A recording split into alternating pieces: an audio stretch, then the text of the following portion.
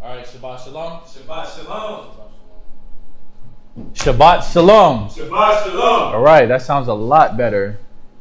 All right, we just waiting for everybody to tune in online. Shalom to everybody out there that's going to be tuning in. Shalom to all the brothers and sisters that's, doing the work of the Most High.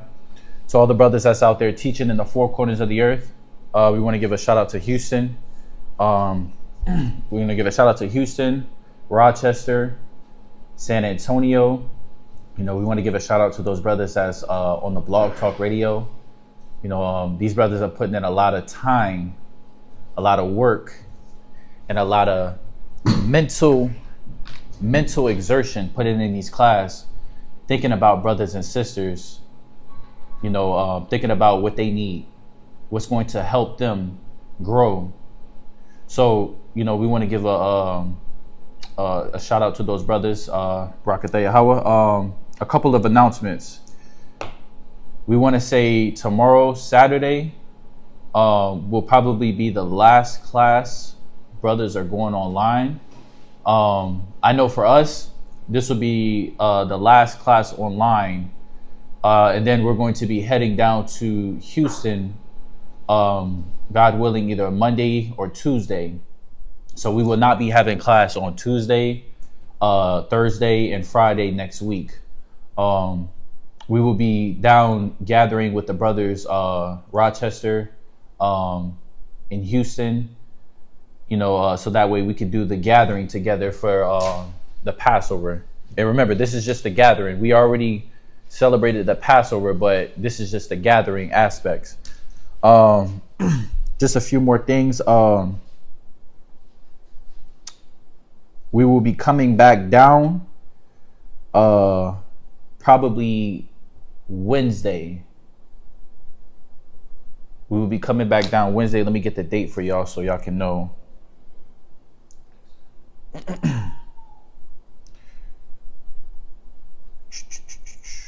We will be coming back down Wednesday on the 6th.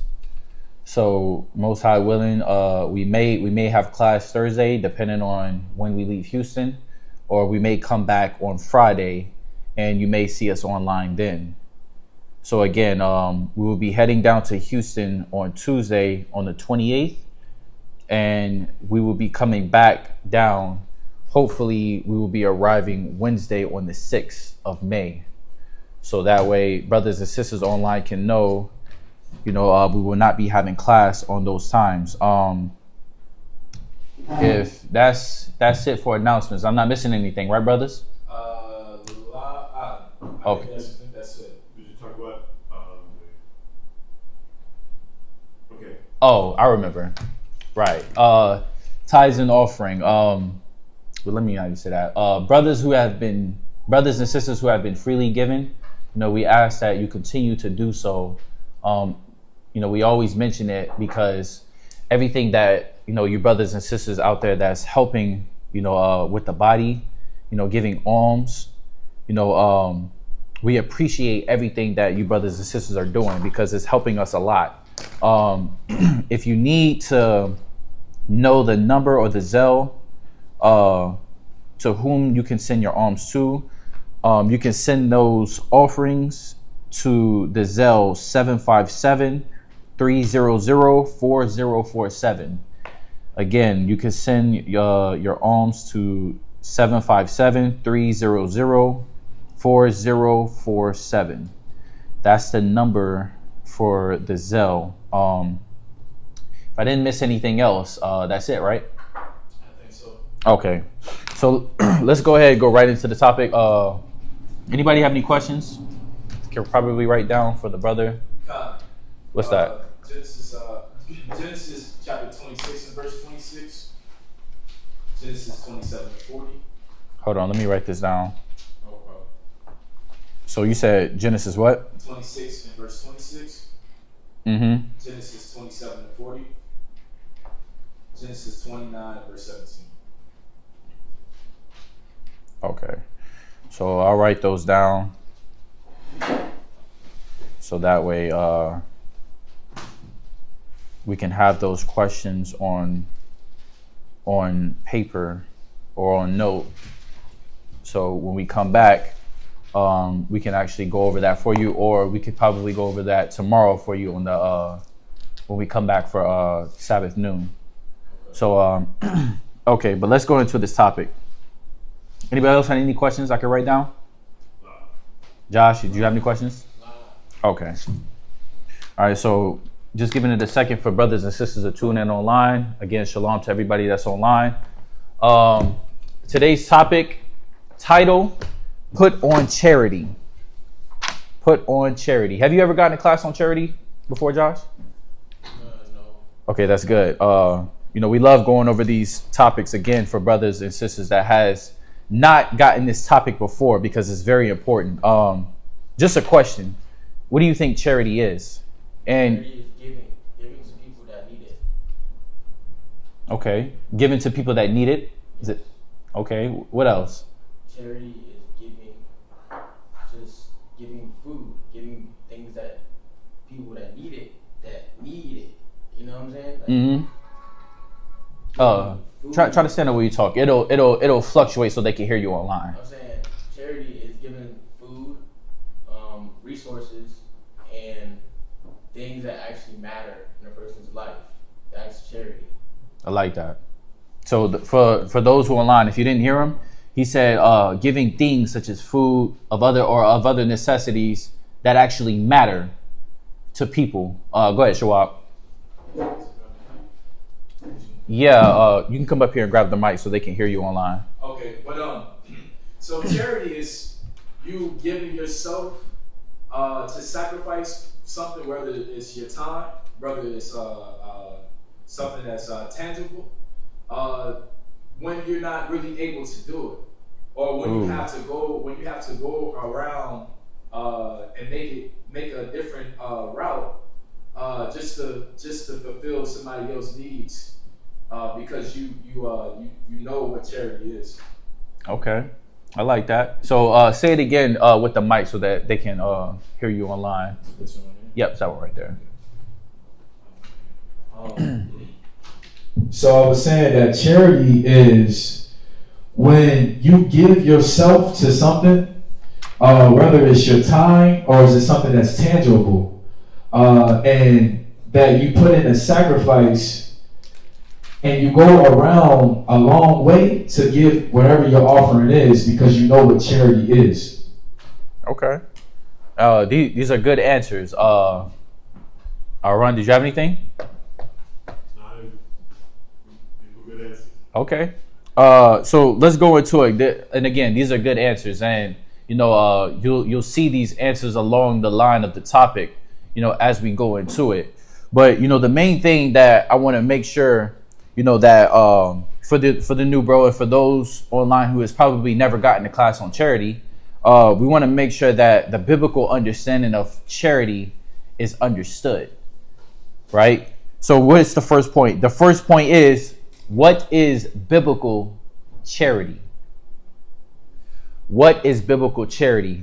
And why is this the first point? Because a lot of us had an idea of what charity is based off our experience or based off what we piece together to what we feel or think is right.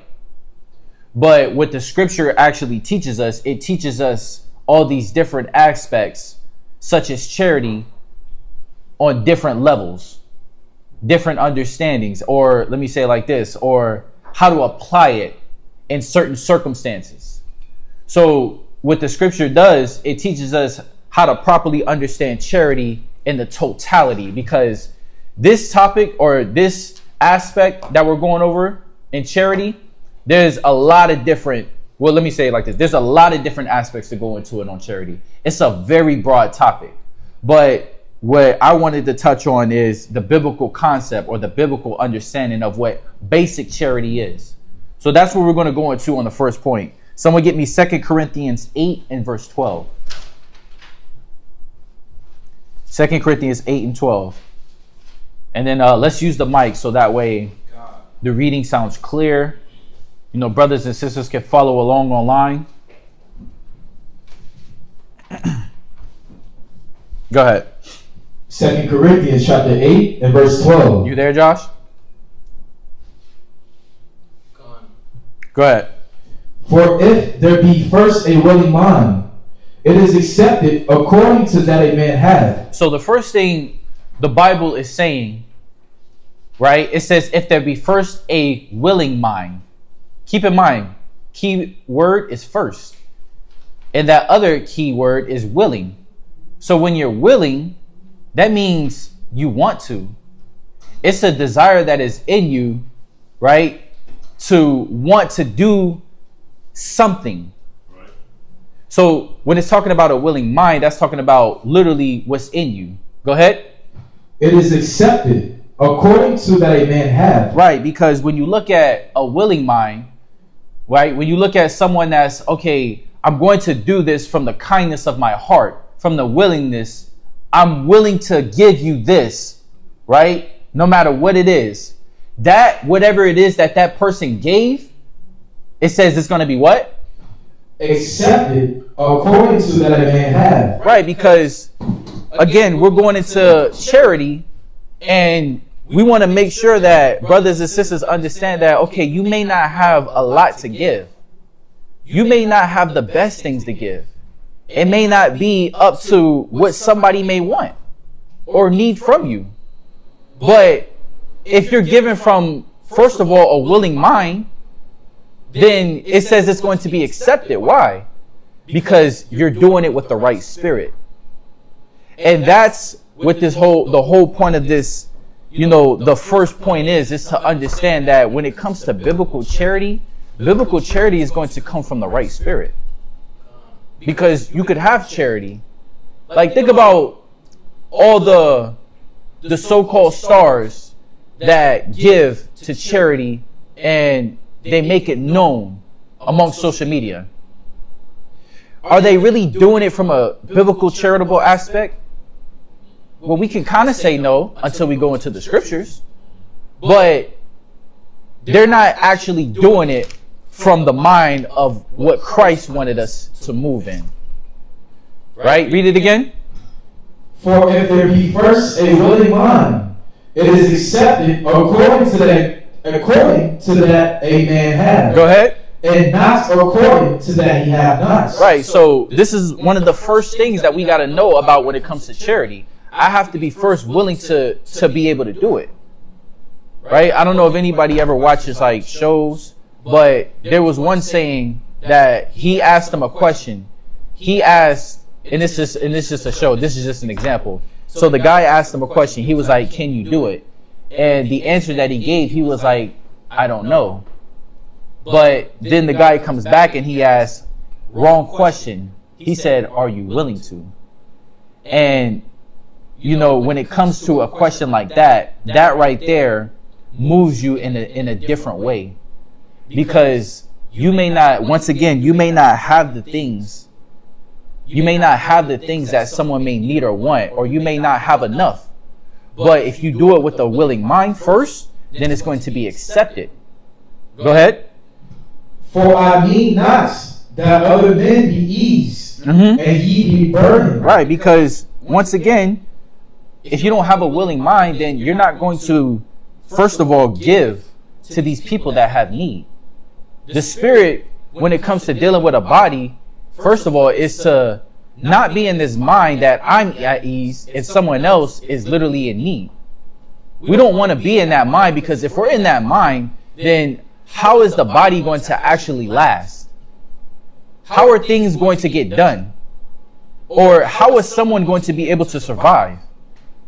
If they're all, like, think about it. If I'm in need of a ride to work, and I can't get a ride to work because someone else may wants to be in the mind of comfortability or sleep, then there's a potential for me to lose my job. Why? Because we know how Esau deals in the world. So you're at ease, and now I'm at a place of a burden, right? I have a burden that I'm dealing with. I got to figure out how to get to work, and I'm around certain brothers and sisters that I may need. So this is the spirit that we want to have. We don't want other people to be burdened while we're at ease. Go ahead. But by an equality. But by what? An equality. That now, at this time, your abundance may be a supply for their wants. Right. So this key thing, it says equality. Right. When we come to the truth, it's not about being greater. Right. It's not about I'm above you. Because remember, the Most High says we're above all people. But when you look at this equality, it's very important for us to actually have an equality within the body. Like when you think about what the apostles were doing, and we're going to get into that. What the apostles were doing, they were actually gathering all the things of need, so that way all the men and the women in the church could have the same things that everybody else has. Right? That's the spirit of having all things common. But we can't have that if we're not in the mind of I'm equal to you. Right? If we have this mind of, okay, I'm going to be better than you, right? Or I'm going to make sure that I have more than you, or I'm good, then someone else is not going to be up to the same par as you. So you like that's why the scripture is stressing, but by an equality, right? Read it again. But by an equality, that now at this time your abundance may be a supply for their wants. And when you have a supply of things, when you have things, right, that someone else may need, and you have an abundance, you should be in the mind of, okay, it's for their want, not it's for me and my comfortability only. Like, think about it. Think about it like this.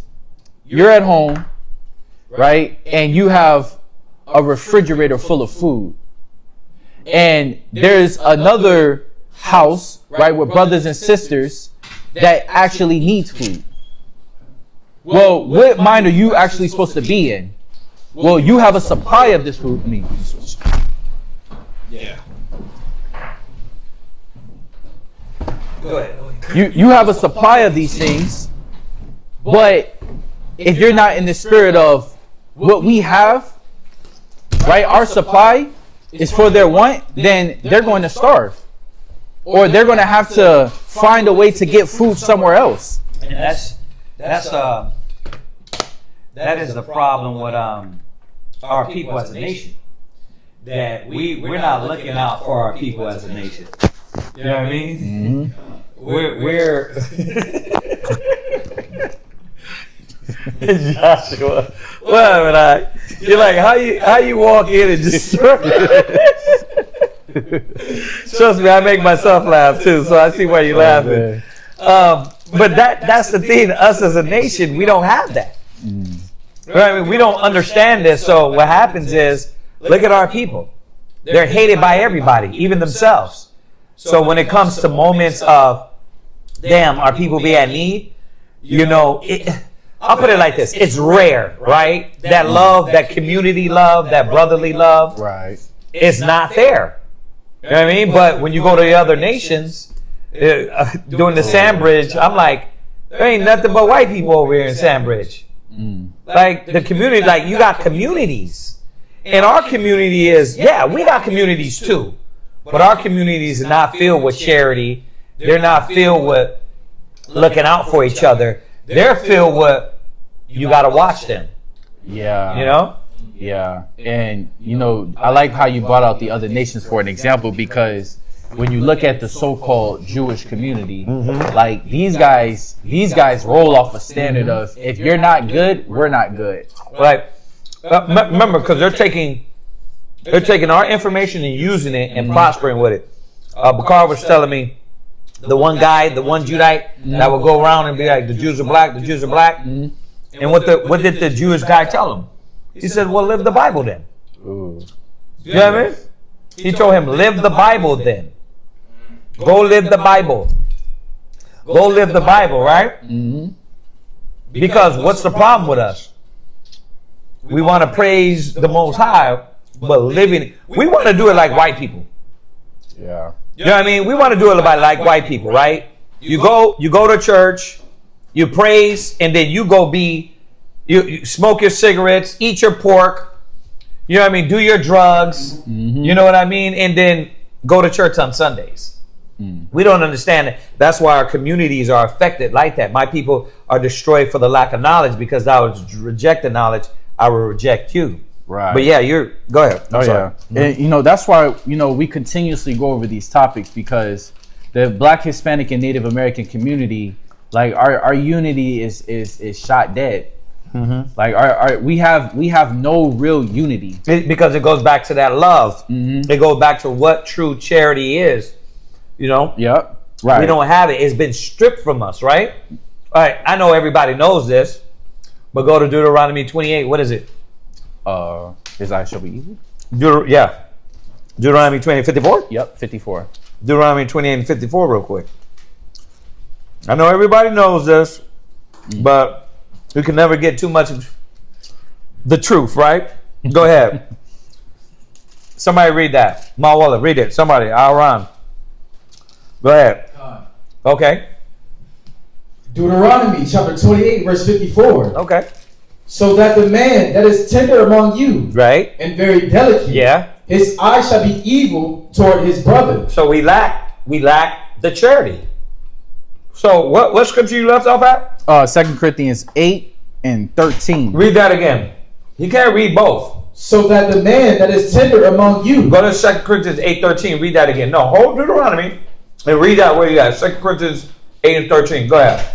For I mean not that other man be eased and ye be burdened, right? But by an equality. There's no equality, because we're taught to have an evil eye. We're not even in the same. First of all, you remember back in the days, hey, black man, what's going on? Right? Now it's like, I ain't your brother. You know what I mean? You know how many people in the mall have told brothers that? A lot. Hey, bro, we supposed to be, bro. I ain't your brother. Right? Because that's what's being continually pushed in our communities, is for our eye to be evil. So there's no hey, we working together. Remember when we was fighting against the man? Right? We was fighting against the man. And that's why even when you come down to the Israelite mentality, we have to understand this. We might have little discrepancies with brothers changing what they were taught. But in essence, we're still brothers, right? So that's why we got to push that love more than okay, the little discrepancy. Or else we're going to fall right back in here. You know what I mean? We're going to fall right back in the curse. Right?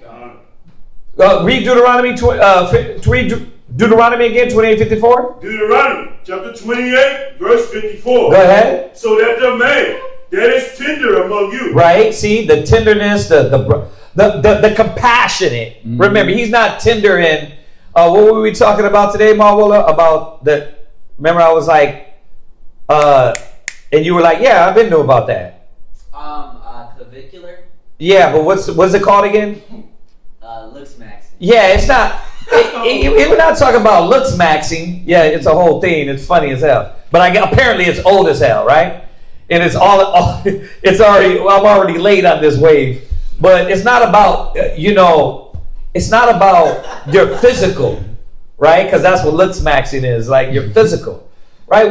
We don't care. We don't got this love. We don't got this unity. So we're opposite of each other. We're hating each other. You're no different. Back in the days, remember it was us against Esau? No, it's not like that. Go ahead, finish that. And very delicate. And very delicate. So this delicate is not a homosexual type of, I'm worried about my physical appearance, but it was a care. It was a gentleness. It was a love. It was a respect. Because we all knew we are fighting the same cause, right? With the blacks, Hispanics, Native Americans. Go back to those eras, right? There was brown pride, black pride, unity. Now, Esau got in there, and what did they do? Integrate, which caused separate. And they separated us. Go ahead. His eyes shall be evil toward his brother. Right, so jump back to where he was. But by an equality. See, that's why there's no equality. Because the eye is not thinking on the level of unity. So there's not going to be anything, hey, I do for you. That's why when we get amongst each other, these little essential things are hard as heck. Right? They're hard as hell. Why are they hard even with your family? With your kids? With your rib? Because the mastermind knows how to divide and keep the eye evil in the family. That's why he gave them a vision. He said, listen, when you grow up, you want to do what? You want to be something else your parents tell you you want to be. You don't want to be what they say. You want to live your own life. You want to do your own thing. So it's like, instead of us growing up and getting old and working together, and your kids working together, what do? No, divide. You're not letting me live my life. Chad, right? Chad, you're not, and then you want to what? Your daughter want to leave. This daughter, and everybody like, they're not thinking unity. Why? Because the man knows what he's doing. So there is no more love and tenderness and equality and let's do this together as a body. You're like, yeah, but the last person that said that, Yep. Mm-hmm. you was screaming, get your hand out my pocket. Right? The last person, the last girl I committed to, the last brother that said that, he slept with my girl. Right? And that holds us back, right? But go ahead, jump back. Right? Go ahead. That now, at this time, your abundance may be a supply for their wants. Go ahead. That their abundance also may be a supply for your wants. Right. So there's supposed to be a give and take with this equality. Right? You provide, right? I receive from you. Okay, now you provide and I receive from you. But that's why everybody doesn't get it. And no matter how many times we repeat this, only y'all that have stuck around get it. When people come in, we don't expect you to do anything. Why? Because it's our time to be at your service, right? To be at giving to you, right? Then, as your mind wakes up to this process, you actually say what? Wait a minute. What could I do? Mm-hmm. Right? But you had to wake up to that point. Right. If not, what happens is, if you never wake up to that point, you constantly are taking. You could be 5-6 years later. It's like, wait a minute. You've been here long enough. You're supposed to know when you get a ride, offer gas. You're supposed to know when you go to the store. I know it sounds so petty, right? But we don't know things like that. Hey, I'm going to the store. You want something? We ain't been raised like that. Some of us. Especially with strangers, right? So that brotherhood, right, is a lot of time, like me and Shawab talk about it all the time. That's like strange to a lot of us. Like what do you really want from me, bro? Because there's a lot, and then people get they defense is coming up, and you're thinking like, oh yeah, I'm being a brother. Hey, you need something, let us know. You know what I mean? They're like, what you mean by that? Right. Yeah. You know what I mean? So they can't comprehend this because it's been stripped out of us. So we don't know these things. That's why, what do we as leaders and Israelites have to do? Show you. Mm-hmm. We have to walk you down the road and show you, okay, this is how we do it. So it's not a game, it's not an act, but it also is not just an action. It's to show you and to reveal to you how Christ walked, right? Because it's not an action. It's just not us, oh, we're just going to do that. And then 6 years down the road, you can keep taking, and then we're like, wait, that's what we're going to do. We're just going to keep giving. No, we're showing you so you can learn this process, right? And read it up again. But by an equality. No, read up. Go back. For I mean not that other men be eased. See, this is the truth is supposed to take us to. We're supposed to see the work that needs to be done in the nation and say, damn, these brothers are working hard. Let me pick up some of that work. Right? And how are they eased in the world? How are they at ease in the world? They're just like, you know what? I'm going to work my job. I'm going to live my life. But are they fighting for the nation? No. That's why, look, if you think I'm tripping, he said go to the highways and the byways and bid them to the marriage, right? Why? Because they were idle. Now I know that's an awakening. You're like, wait a minute. So my life is nothing? Believe it or not, he already told us that. Right. He already told you that. Your false dreams, right? Man, I wanted to be a stripper. Man, I wanted to be a rapper. Man, I wanted to be an actor. But you're not.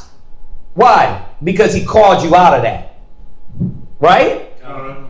So when we look at it, what did it say? Read it again. For I mean not that other men be eased. Right. And ye burdened. Right. Man, look at the burden that our forefathers have taken on.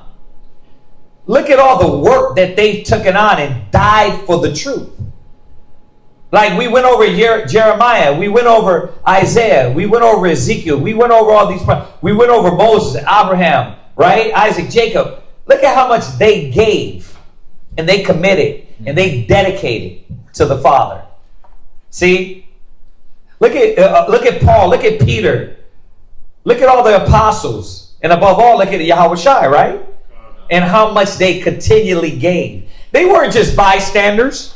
Like, that looks heavy. That you ever get that? It's like you hustling and you got the young brother with the young legs. You know what I mean? Young back, sitting back like, yeah, that looks real heavy. But then you got that one young brother that's like, hey, let me help you out. Then you're like, damn, Tawada. Right? Tawada. See? So this is what the Most High is showing us, that our forefathers have given. How are we ready to give too? Now, remember, this charity is not, and I'm sure you already said it, it's not just one thing. Right? Okay. It's not just one thing. But it's levels of things. And constantly giving all the way to what? What does that mean? That means, because it's two things to the end. What could those two things be? That end would be you continuing to apply that charity until Christ comes. And well, what's the other end? I'm not sure. Till you die. Boom. And a lot of people, right? And a lot of people don't look at it that way. You weren't called to be an actor. You weren't called to be a movie star. You weren't called to be some of the things you went to school for. Those things are okay. You're gonna do those things, right? But that's your second job. Your first calling is the work, the will of the Father. You're gonna see all that is like, that's not important. You're gonna be like, I just do that to get my little money. But my calling, everybody knows about a calling, right? But do you feel like that? Or do you recognize that you were called for this job? See? So it's no longer just looking at people and letting them ride. No, let me understand about this charity and love and dedication and how much I have to give to the Father. Right? Go ahead. But by an equality. Right? So because I can't look at them and their burden and then I'm over here at ease. Right? They're sweating. Right? They're fighting. They're building. And then you know what? I'm over here like, whew, you know what? I got to go on vacay, man. It'd be tripping me out like, I'm vacay. Vacay's all good, but if that's your life and you ain't doing the will of the Father, You know what I mean? Go ahead. That now at this time, Right. your abundance may be a supply for their wants. See, and that's what we're doing. Our abundance right now, because you got people that's been in the truth before you and carried the cross before you. All of that work, turmoil, bloodshed, tears, right? Crying, hurt back, hurt bodies, hurt mind. All of that is an abundance for you. And that's what Yahushua did. That's what the apostles did. That's what we're taking on. We're taking on this abundant work for the next man. Right? God. And for us that see that, what are you going to say? What are you going to say? What are you looking at? You're going to say, Barakatah Yahweh. They all praise be to the Most High, right? God. But is it like they do in the world? Oh man, I'm gonna get there. Peace out, black man. Keep fighting. Keep fighting. Bye. Bye. Right? Or you coming to? I need help. We need help. Right? Christ said it. He said, "Do what? The harvest is plenty, but the laborers are few." So it showed you that. How many people want to pick up the charity and do the charitable works? No, you got a lot of talkers, but who actually want to do what Christ did and minister and lay down his life? But go ahead, read on. That their abundance also may be a supply for your wants. Go ahead. That there may be equality. That there may be what? Equality. See, you're supposed to be thinking about the equality. We are not doing it. Christ didn't do this for nothing to say, hey, look at me. I did it all. That's what the Christians think. I did it all. All you got to do is sit back. You still be a damn lazy bum in the spirit. No fighting the spiritual war, the spiritual battle. I did it all for you. You just get here. Get your ticket, your salvation ticket, and go right into the kingdom. We wish it was that easy, right? Right. God. But this process does a lot more. It cleanses us through the process. It shows our true heart through the process. So that couldn't have been it. It could have been it. Go ahead. As it is written, Right? He that had gathered much had nothing over. Right? And he that had gathered little had no lack. And if everybody's paying attention to the law, as we read on in Exodus and the law comes out, you're going to see every law in the fabric of the law is brotherhood. And it's about what? It's not about you having more and I lack, or I'm having more and you lack. That's where the church has got it wrong, right? Right? You're flying over the hood with your jet. That's wrong. Everybody's supposed to fit in that jet. Right? And partake in that. There's got to be that. Is that jet accessible for the ones giving and doing? And I get it. Okay, you're flying, teaching across the world, if that's what you're doing. But what about the people? You know what I mean? To have access. Like we always talk about Joe Osteen. He did what? He closed down the church. And when was that? It was like in a storm or something. Yeah, one of the hurricanes. They had to really go at him and put him on the blast to open up his church for them to be in the church. Right. That was horrible. And it's like, because why? There is no love, right? Hold that. Go to St. John. He said, "You know my apostles." Oh, that's Go there real quick.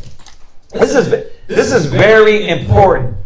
And you already went over the definition, right? La, I didn't say it yet. Oh, you didn't go over the definition? Okay, so while we're looking for the 1 John, let me go over this. So that charity, check this out. When I looked it up, it says the Greek word behold charity is agape, a love that chooses to do right by others no matter what, right? It says here, it says means love, but not only love, but not any love. It's not emotions. So if you thought it was that yeah, that charity is like, I'm tapping into, I want to hug you and kiss you. No, yeah, right. No.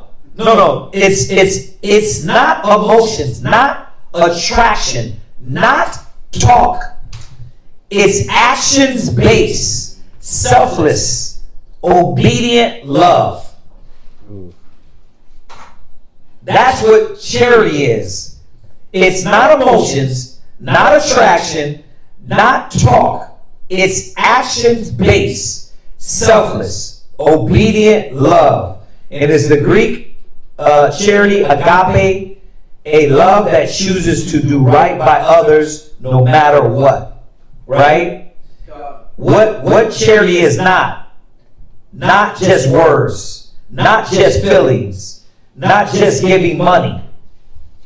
It's not it's all how we're doing these things in the spirit of the Most High and in the right mind. Right? Do you follow that one? John 13:35. Go there real quick. I don't know if you already had that. No. That's right on point. Read that. John chapter 13, verse 35. Mm-hmm. By this shall all men know Right? that ye are my disciples. Go ahead. If ye have love one to another. If you have what? Love one to another. See? That's love. So yeah, when you first come in, this is what brothers, man, you know how many times we said this? I'll say it live, I'll yell it from the rooftop, I'll say it offline. Brothers, this is why the brother was upset. Oh, brother, y'all had told me, when I get my whip, no, what we had told him, we told him. We said, all right. First of all, we told him, if you're going to disappear when you get your ride, we might as well cut off your rides right now. Why? First of all, this ain't no new brother.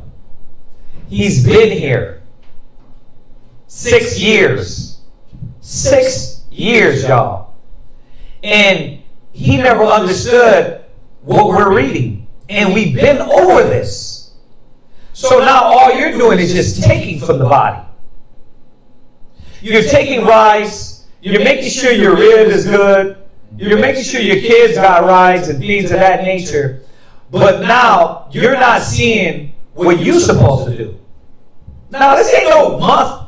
This ain't 1 year. This is a brother that been here 6 years. So yeah, hell yeah, I told him. I said, la, we're going to cut that off. Because you're taking advantage of us now. And guess what happens? What happens is you get the vehicle and you didn't really have to do all that much anyway, but he didn't like that I reminded him. The brother didn't like that I reminded him that we're going to hold you to the standard. So yeah, we're going to give. We're going to dedicate. We're going to commit. We're going to do the charity to show you how to do it. Not for you to come in and just take advantage and shit on people. And to be like, you know what, I got what I wanted, beat it. We ain't stupid either. Right? That's not what it's for. It's not for you to misuse. But we do it with the heart and mind of, this is what we're supposed to do. Like Christ said. So yeah, there's no time limit either. I want to make that clear. There's no like, okay, look, we gave you a ride. So like, no, it's not even that. And as brothers can vouch for us as a body, it's not even that. But there's supposed to be a natural progression of, as I'm growing and I'm understanding the word of the Most High, I know what I gotta do for the nation. I know what I gotta pick up, the baggage, the work, the duty. Because then you realize it's not about man. What I'm doing it for who? To the Most High, conscience to the Father, but to my brothers and sisters, right? So just to be clear, read that one more time, John. St. John, who has it? John chapter 13, verse 35. Go ahead. By this shall all men know, right, that ye are my disciples. See? And he benefited from that. Oh man, I always see y'all. Y'all work together. Y'all always hugging each other. Y'all always brotherly. Y'all always, what y'all about? They're always seeing that some way. That's the benefit. Because you didn't have that in the world. You were looking over your shoulder, and yes, you had to worry about your boy sleeping with your woman. And the betrayal. You did have to worry about that. But in the truth, you didn't. You were free. See, but what happens is people come around and think we're stupid and think what? Oh, I'm going to take advantage of you. Right? Like the one brother, he thought we were Uber drivers. It's like, yeah, bro, we here for you. But, and he didn't know, right? He didn't know. But we had to let him know, like, hey, the rides, the help is to benefit you to grow in the truth. It's not for you to call a brother out of nowhere and be like, hey, you know, I'm over here, and like you ain't in class, you ain't in the word of the Most High, you ain't living by these code, standard, honor. You know what I mean? That's why in Acts, when they all gave, when they all laid it before the feet of the apostles, did they go do that to some randos? No, because they knew what the apostles was going to do. Right. And that's what you're supposed to know, what this is for. It's not just for us to live our life and then call a brother, hey, REI, I need a ride. Y'all get what I'm saying? It's about understanding the things that we do as a nation for the nation, for the people. So we got to show the love. So let us do that. You know what I mean? Damn, I ain't got nothing to give. Okay, we understand. Right. We understand. We get it. Damn, I need some food. That's what Christ said. Don't worry, we got you. Right? We supposed to do that. You fed me, you clothed me, you visited me in prison. When you did this to the least of what? Of them, you done it to me. Yeah. So we supposed to do that. But in turn, you're supposed to be saying, Yahweh's great. They're not doing it just to do it. They're doing it to live like the Son of the Most High. That's why they're doing that. So every piece of charity you get, that's what got to be in your mind. Jump back to Corinthians. Every piece. Go ahead. As it is written, right? He that hath gathered much hath nothing over. Right. You see that? He that gathered. So are you doing that, keeping things in mind? Are you learning that? Like when you're at the house with those bros, I know y'all it was our house and then now it's your house, right? Are you looking at, gang, the unity, the love, the togetherness, the real love? Because real love is having a disagreement. Maybe you might not see it, but there's still little disagreements. But guess what brothers aren't doing? Cutthroats. Going behind your back.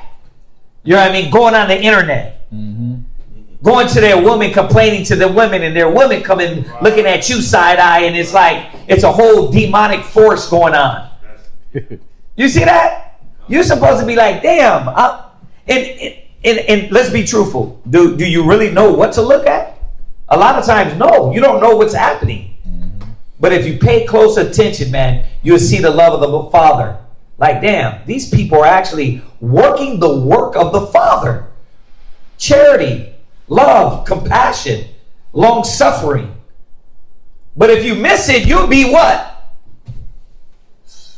6 years down the line? There you go. You'll just be like, well, yeah, hey, appreciate that, dog. It's like, no, you didn't get it. It's greater than that.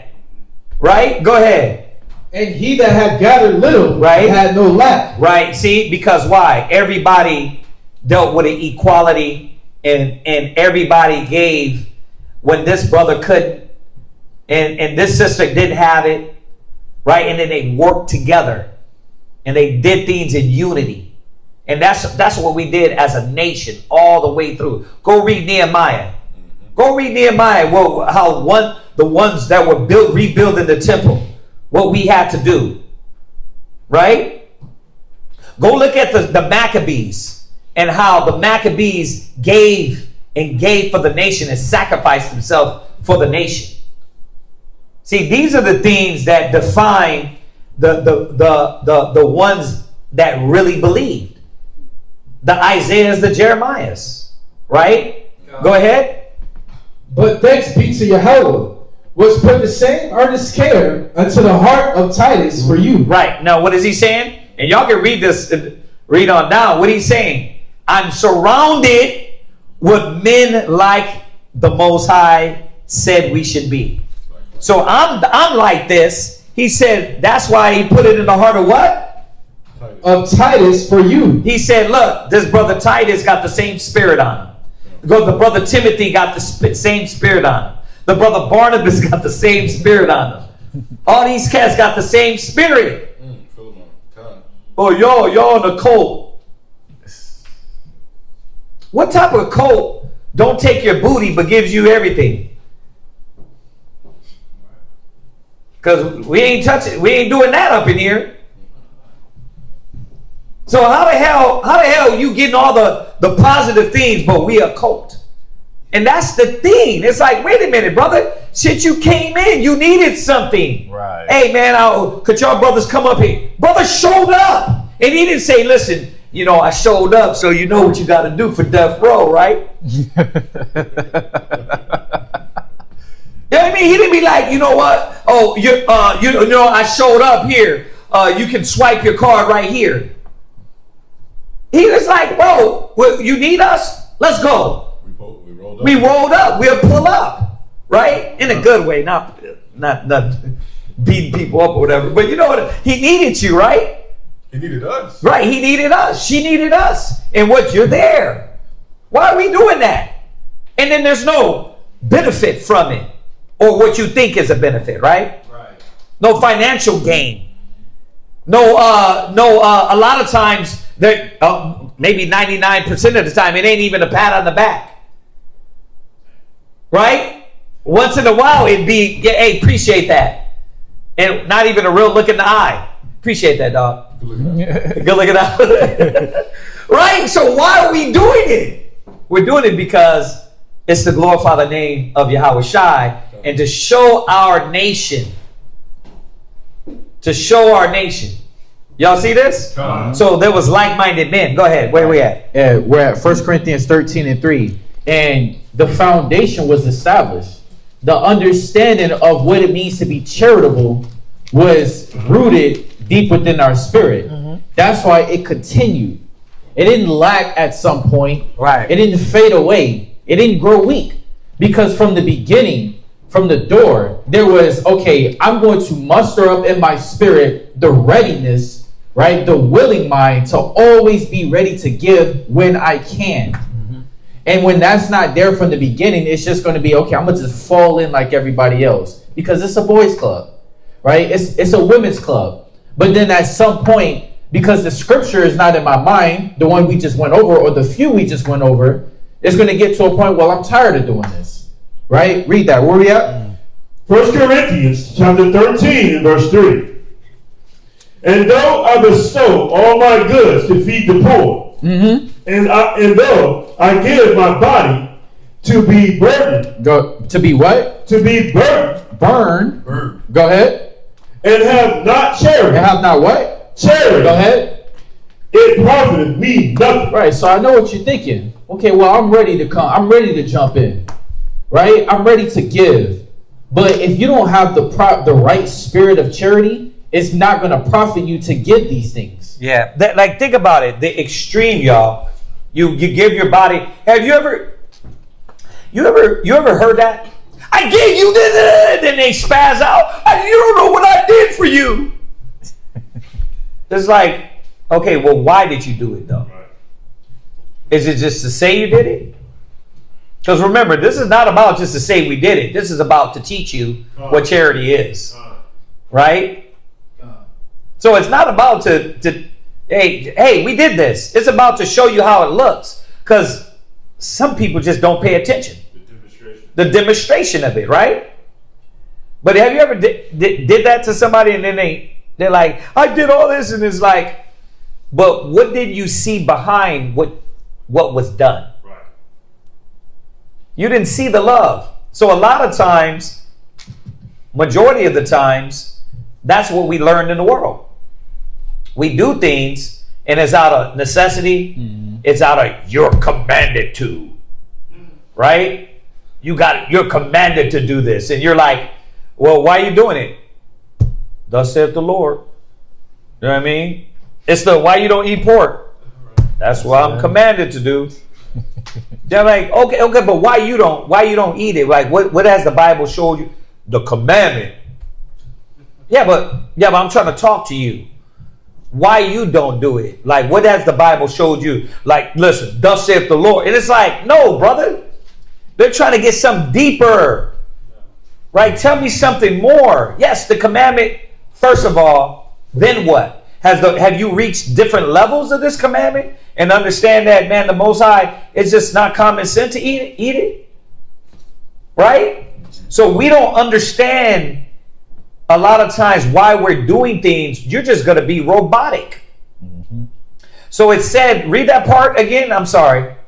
And though I bestow all my goods to feed the poor. Right. And though I give my body to be burned. So you did the extreme. So a few things we can learn from this point right here. You can do something and give all and it not be recognized. Right. Yeah. That's what it's showing us. So have you ever thought you've been in that situation? Maybe it's because you didn't do it with the love of Christ. Mm. And that's why it wasn't recognized. Mm. Right? Also, it's showing us what? Here in the truth, you got to change your mind. Because if you don't change your mind and you do it robotically, and you do it because you're ordered to, or you do it because peer pressure, because there's such a thing, right? Like the other day, I'm going to show y'all something. The other day, we came together and said, okay, shalom, y'all. We need the school rent paid. This is how much, and we done this before already, right? Remember when we opened up the school? And then when everybody said, yeah, they all disappeared? Well, we did it again, right? We did it again, and we what? We reminded brothers the commitment of what we're doing, right? And guess what? Some of us said yes. How many in that meeting came and said, I can't really do it right now? Right at that time. How many? That's a problem. You should have been able to voice like, I want to do this, but I don't have a job right now. You got to voice that. You can't sit like, Con, I'm with it, but when I get a job in 3 months. You see what I'm saying? You got to voice it. What? Go ahead, Shawab. What you said? No, I remember our college on that though. So she did do it. She committed, but she said when I get my job, then I'll be able to. See, there you go. That was the first time. That was the first time when we all came in. Oh, well, the first time, Arakah. Meet it up. Right, but during this time there was another sister that couldn't do it, but she said yeah. But afterwards, see, you know what? You know why she was supposed to say in front of everybody, I can't do it right now? So everybody can understand what burden we're taking on, and she can understand what burden we're taking on for her. It's okay though. We weren't going to be like, you can't do it? What the hell? Sister, burn her. Take her outside. Take her by the panties and just toss her out. Were we going to do that? Why? Because we already kind of know the situations among us, right? That, brother, right now the brother's out of work. He can't do it, right? I should have said something too, though. No, but my point is to say that it's beautiful. You see, these are the things that we got to be reminded. Say something. It's okay, Like, whenever have you been, like, somebody put a gun in your head and said, listen, you can't do it. This is bull. You know what I mean? Now, if you had a job, if you've been here, if you committed and you said amen, and then you didn't do it, according to the law, you got to be put on blast. You got to be reminded, hold on, you made a vow, you made an agreement. But other than that, it's not about, hey, you can't carry the burden. Oh, you go carry it anyway. Don't pay your rent. Don't pay your lights. Nah, that's not how we roll. That's not what we think. That's not what we do. See, but everybody got to be in that same mind state, that same thought process. And that's what the scriptures, the spirit of charity is showing us, that we got to not do things robotic. We can't do things robotic. I mean, y'all can steal that one from me too. Yeah, what can't be robots? I've been saying that since forever. 2001. We can't be robots about it. It doesn't matter. But that's why the peer pressure don't supposed to be there. You just gotta, hey, if it's brotherly, there's no peer pressure. It's, hey, I can't do that now, but down the road when I get this job, I'm with y'all. See, that's the part of charity that you don't wanna miss out. Oh, I'm gonna say it, but can't do it. You know what I mean? Or say it and don't want to do it. The Most High is looking at that. Y'all see this? Yeah, it definitely is. Go ahead, read on. It says, and have not charity, Right? it profiteth me nothing. You see that? Because this individual did what? They did all the carnal things. They gave everything up. But they didn't do it with love. Mm-hmm. So then it what? It didn't profit nothing. Right. And that's why a lot of times people leave the truth with no benefit. They didn't gain nothing from the truth. They didn't gain nothing. Why? Because everything they were supposed to learn, they said, nah, I didn't do it with the right mind. And they're not saying this, but this is the idea, right? I didn't do it with the right mind, therefore they didn't gain no value in all the things being done. Yeah.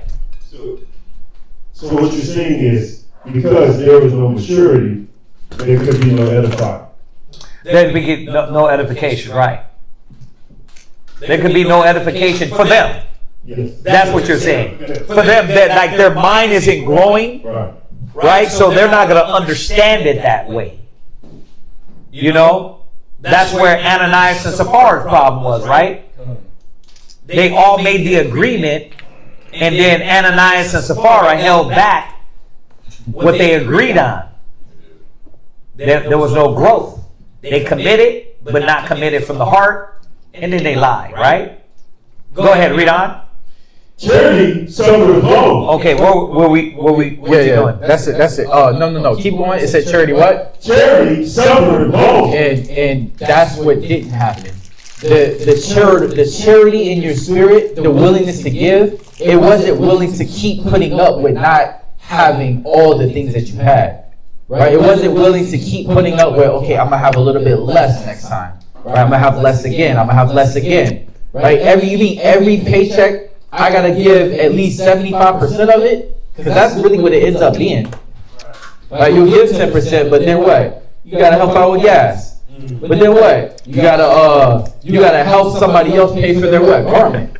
But then what? You gotta help somebody what? Pay for an oil change. Listen, that's the spirit. We didn't even talk. I was just talking about Walla about that.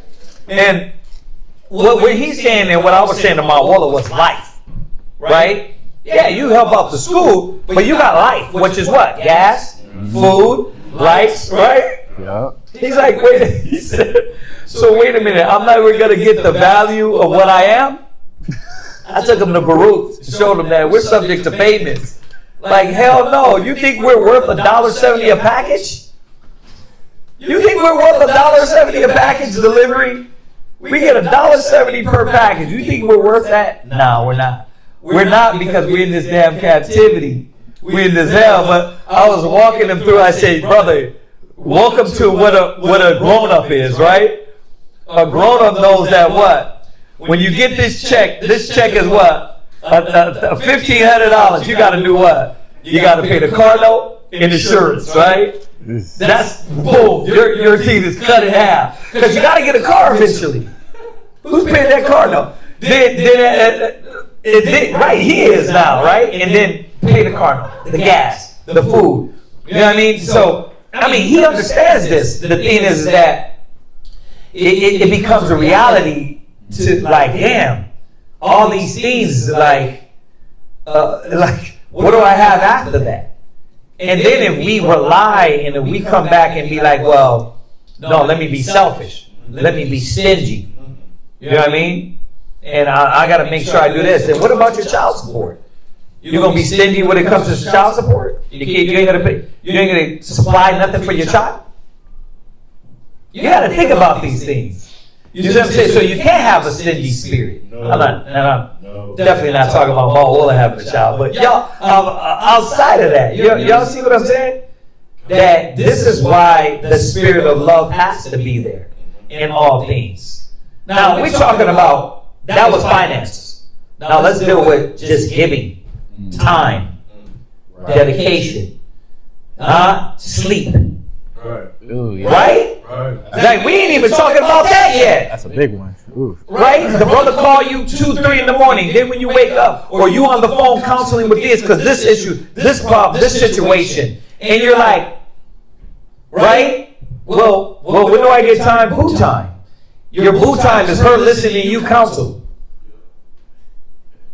Is that going to be respected? Yeah, if your rib is part of the body.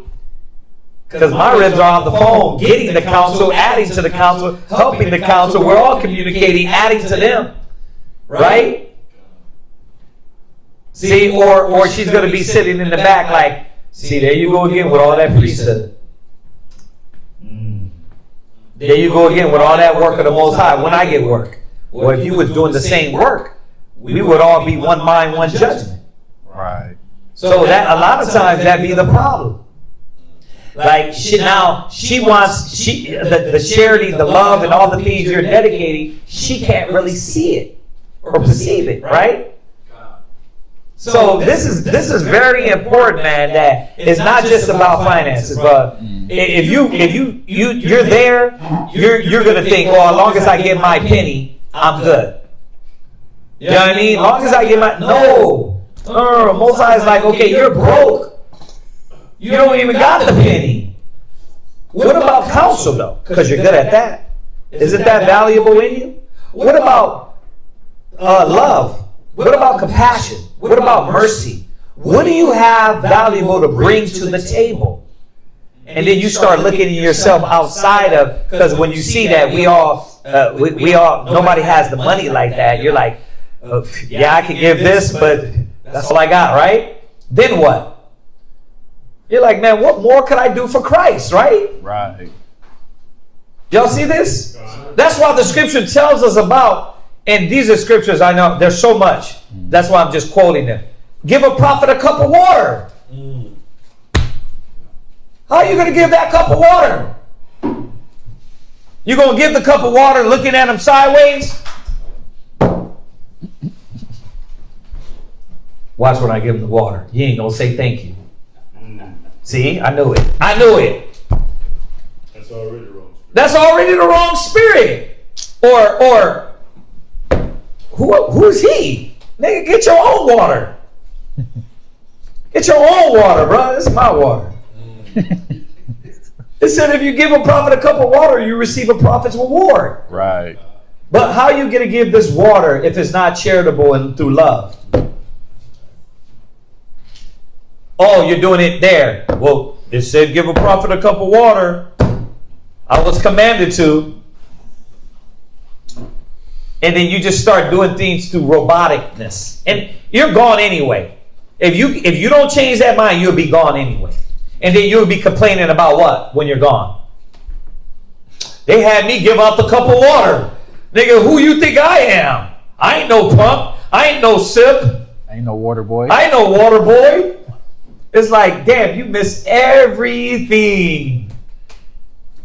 And how many times did a brother give you the cup of water? Ain't no brother gave me no cup of water. Oh, you don't remember the water they gave you? It was the one that you would never have to thirst again. They usually don't.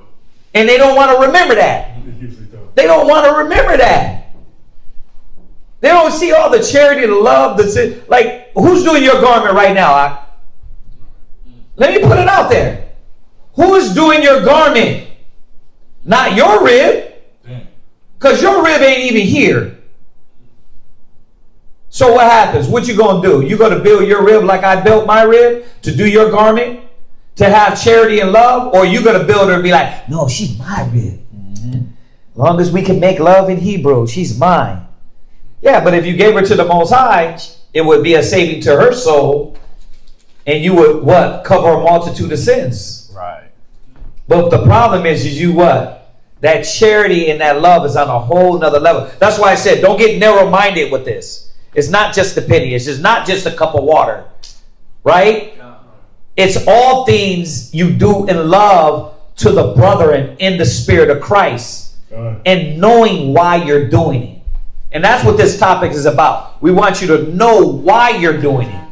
So you won't be like the next brother. Oh, so then we got to get this. We got to pay the $500 for the garment. Like, you're not paying. First of all, who's doing your garment?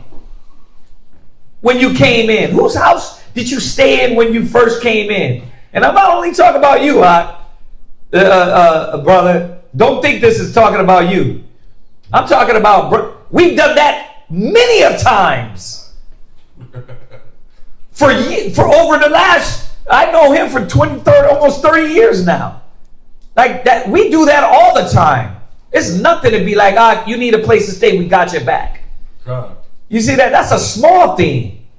But it be them that go through these things and don't realize, why are they teaching me this? It's the same way that Christ said, you got to do this to the least of your brethren. Right? So charity doeth what? Charity suffereth long. And it takes a what? A suffering. Because why? Like I was clear earlier, we don't got you on a clock. Like, wait a minute. Okay, Joshua, do you get it yet? Nah. There's no clock. Like, but you got to get it now. No. There's a natural progression. And that's what we've done with all brothers. Did we not, Aaron? Did we not, Shawam? Or did we be like, hold on, you've been here too long enough? No, we what? We let the natural progression, but we also know that the Bible says there has to be growth. And brothers would be like, man, I feel like I'm not growing fast enough. If you're taking baby steps, at least you're damn taking them. You got some cats just froze in their place. And those are the cats who are going to be like, hold on, you ain't moving at all. They even tell you if there's no motion, what? If you ain't moving, there's what?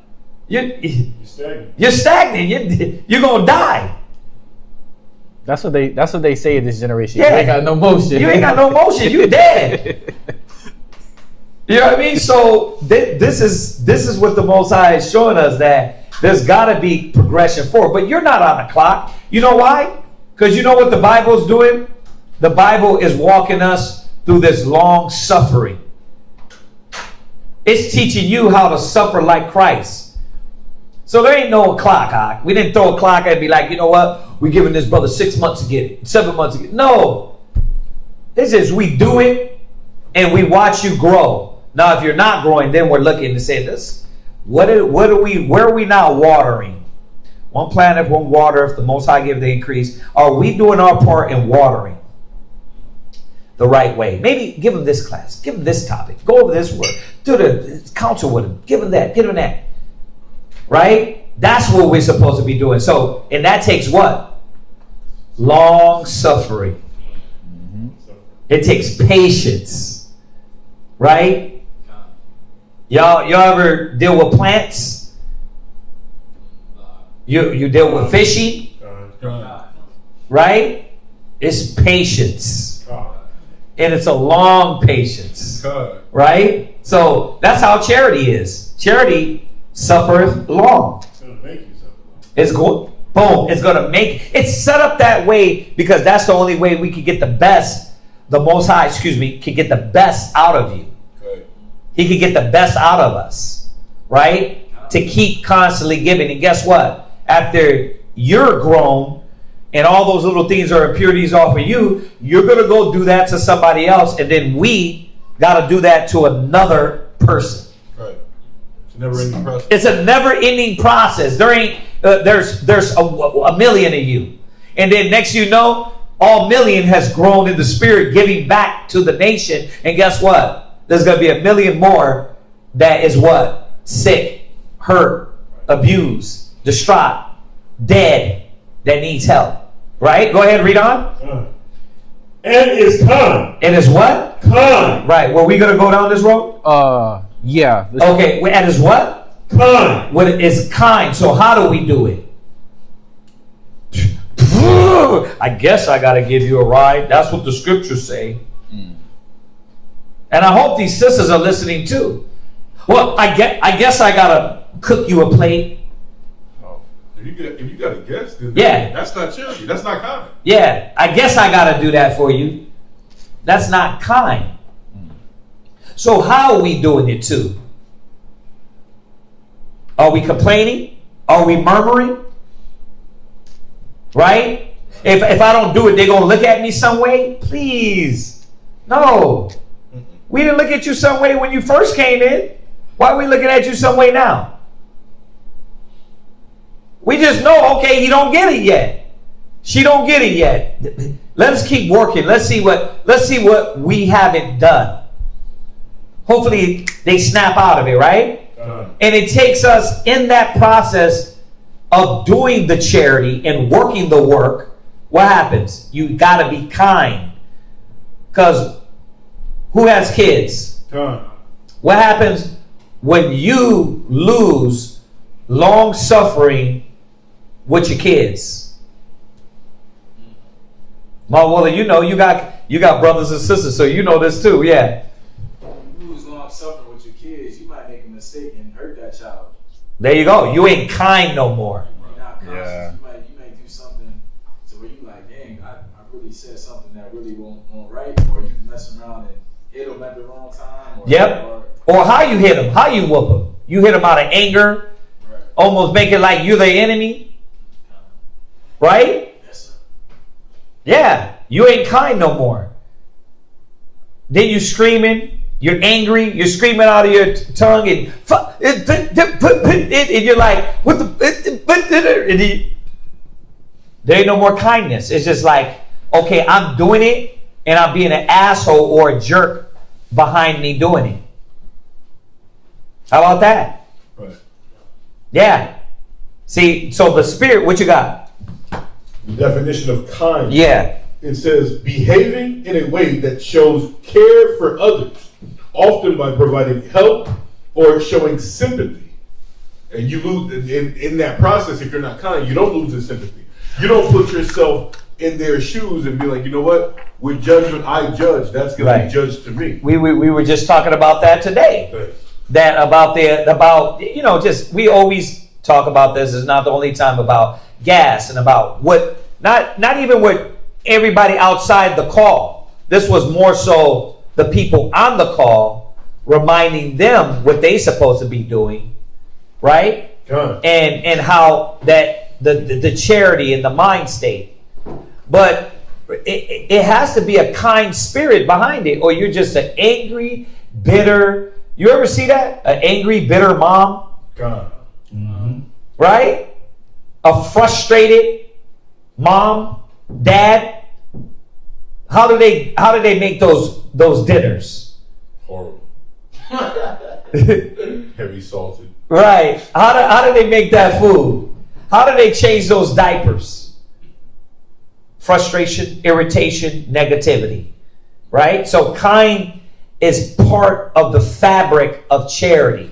And I also, if I may, I like how you're bringing it, because it says what we had brought it up in the conversation again. But whatever you're doing and whatever you're bringing out, they pick that spirit up in. Right. So if you're showing somebody in a mean fashion that this is kindness, Yeah. then they're gonna repeat that cycle to somebody else. Exactly. If you show like I'm gonna have an attitude and I'm a beatbox every time somebody asks me to do a favor, right? Then when it's their time to do that, they're gonna perpetuate that same cycle. Or you get the con. You know what con I'm talking about, right? Con. Not the con. I got you. It's the con. You got that? Con. That's not kind. That's not. No, that's con. That's actually grudgingly. Right. Yeah, like when you look up grudgingly, it says often displayed in a annoyed manner. So you do things that show signs of you being annoyed, but you want to disannul, like how you're not actually doing that, right? Like what does the scripture say? Can we go there? Yes. Go to. I was waiting for you to say it. 2 Corinthians 9:7. Get that, Daniela. 2 Corinthians 9:7. Go ahead. 2 Corinthians chapter 9 and verse 7. Every man according as he poseth. As he what? Purposes in his heart. So let him give. Right. So read it again. Every man according as he purposes in his heart. Okay, so the details matter, and that's why the details matter. Every man as he what? Purposes. Proposeth. Right? Proposeth where? In his heart. So, is it force? Is it coerce? Is it a gun to your head? Is it peer pressure? That's why the scriptures say wholeheartedly, right? Every man as he what? Proposeth in his heart. You see that? So it can't be according to my heart. You know what I mean? It can't be according to my heart. It has to be according to. Well, Carl, you can come on, just jump on in, slide, or you can just slide off or slide in, whatever. Right? Every man as he proposeth in his heart. You see why? Y'all see why the heart got to be behind everything, right? The true, right? The true you. Y'all don't understand how many times and what this charity will reveal about you. Right? A lot of brothers, you got it? Yeah. A lot of brothers and sisters put in this charitable acts. You said it right earlier, Aharon. It will reveal you. Because what does it do?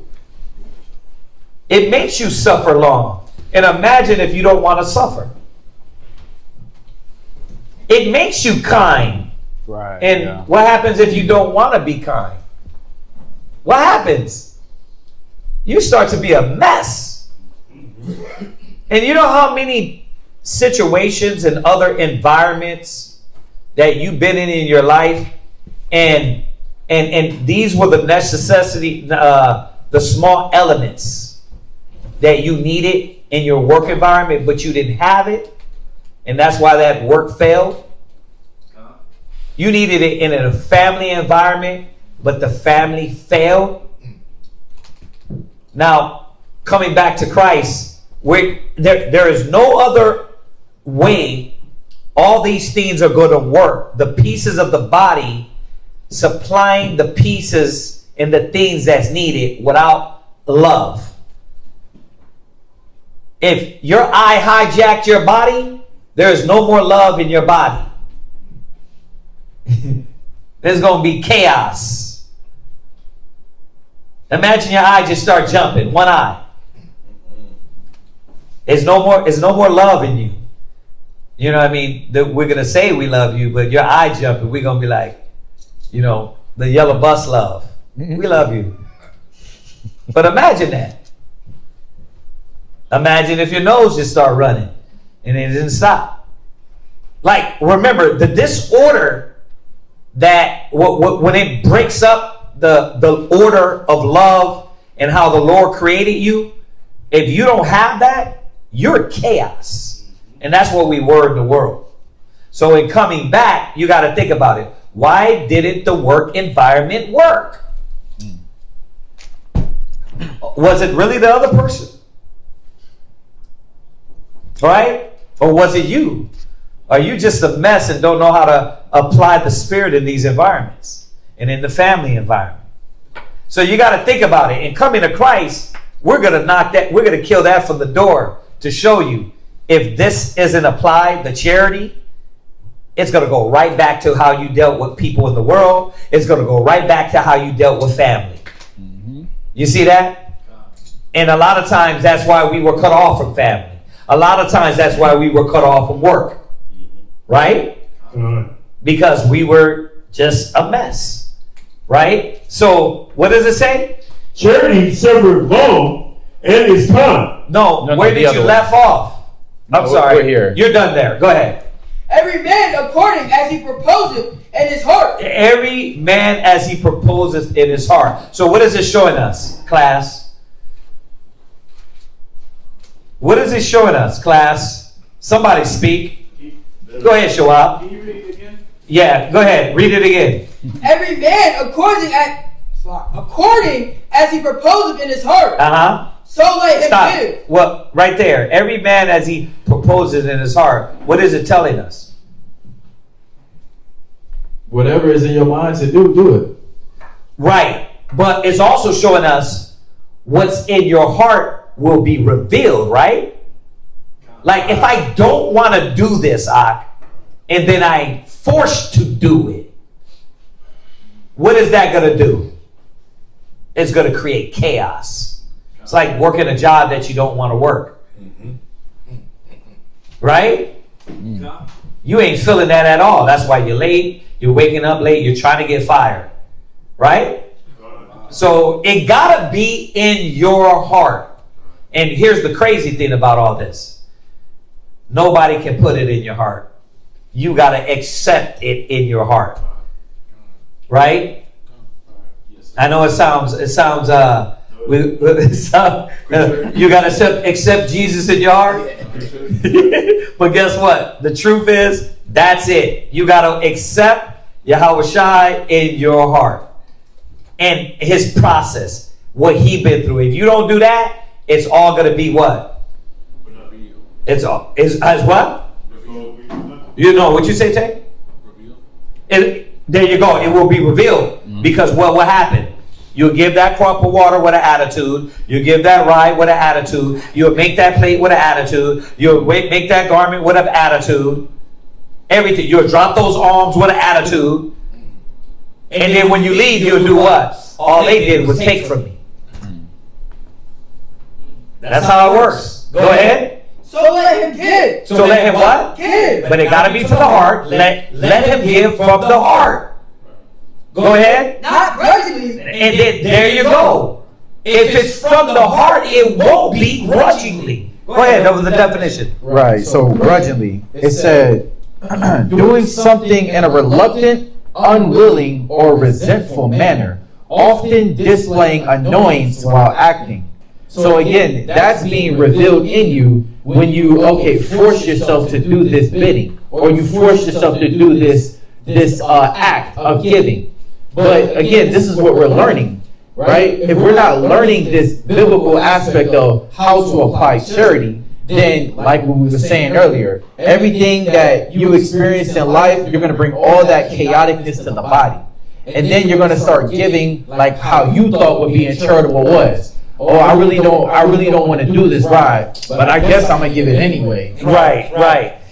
Right, go ahead. What did she say up there? Right here. Oh, right here. What did it say? It says, but your conscience should let you know that the love you were shown, you should show it back even that much more, seeing the help, the love that they were shown and received when they had nothing. Yeah. It's powerful. Yeah. God. But that's it. And we know these are sisters that have been around us and see that. And a lot of times in your travels, LaShawn moved to California, still online, been online, Karazaya, I think that is. She's been online, but they're in other cities. But one thing I know that they could say, man, they can't let go and they can't forget is being around the brothers and sisters. It's different. It's different than when you're around the body, right? I know LaShawn was talking about that the other day. It's like, it's a different thing when you're around everybody. Now, it's different good and it's different hard, right? It's different work because, yeah, it's good. You got the brotherly love. You got the access to the counsel. You got access to that, to the help, to the unity. But then you also got the practice and access to what? Stumbling over people's feet.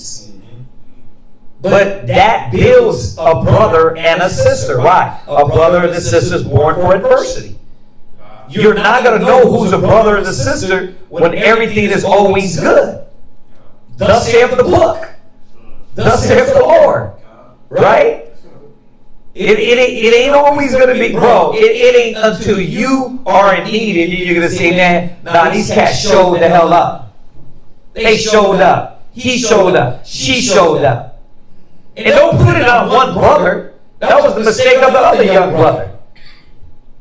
I had to remind him. I'm like, Shawab showing up. I'm like, you forgot who taught Shawab. You forgot who taught Bakar.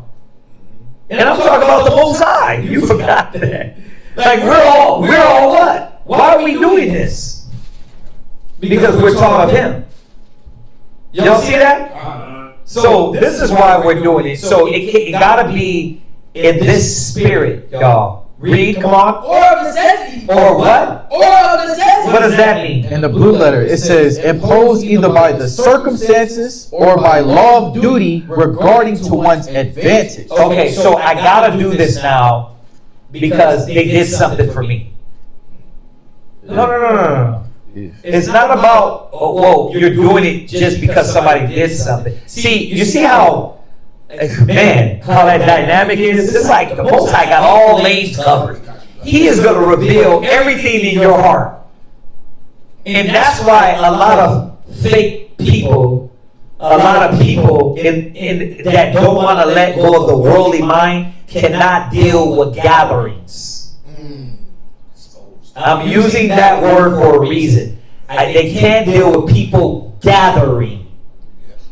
I don't give a damn it's the barbecue. You're going to start the fight in the barbecue. I don't care if it's at work. You were the one that can't get along with everybody at work because you don't know how to gather in love and in righteousness. So, is it a crazy thing that you can't gather with the people that's in Christ? No. Unless you let go of that old mind and say, man, damn. First, let me let go of the pain. Somebody did me wrong. The Bible said what? Forgetting those things are past and looking forward. It says those other men's ill dealings cannot pave my path forward. I ain't never gonna get a woman. Who does that? I was done wrong by a woman and when I was 16. I ain't never gonna get a woman no more. Yeah, right. Right. You be like, man, I gotta keep fighting for the next one, right? Go ahead, read on. For the Most High loves a cheerful giver. He loves a what? A cheerful giver. No, a sad giver. A cheerful giver. Someone that's being pressured. A cheerful giver. Someone that's being punished. A cheerful giver. Someone that's being commanded. A cheerful giver. It said the Most High loves a what? A cheerful giver. A cheerful giver. So why are you doing it? Why are you doing it? Because I'm filled with joy. Because you're filled with what joy? Joy of the Most High. What does that mean? That you spelled it on the wall like Candyman? No. What does it mean? What it means the joy of the Most High? What? It's my strength. What is it? What brings the joy? What brings the joy? Yes. Remember, we're talking about the charity. Just stick in that lane. It's knowing what is accomplished by my charity. Oh, what is accomplished by your charity? There you go. What is accomplished by your charity? Don't sit down. You sat down quick. This is the first time you ever sat down quick. No. What is accomplished by your charity? Well, I was just talking about this. I was Test.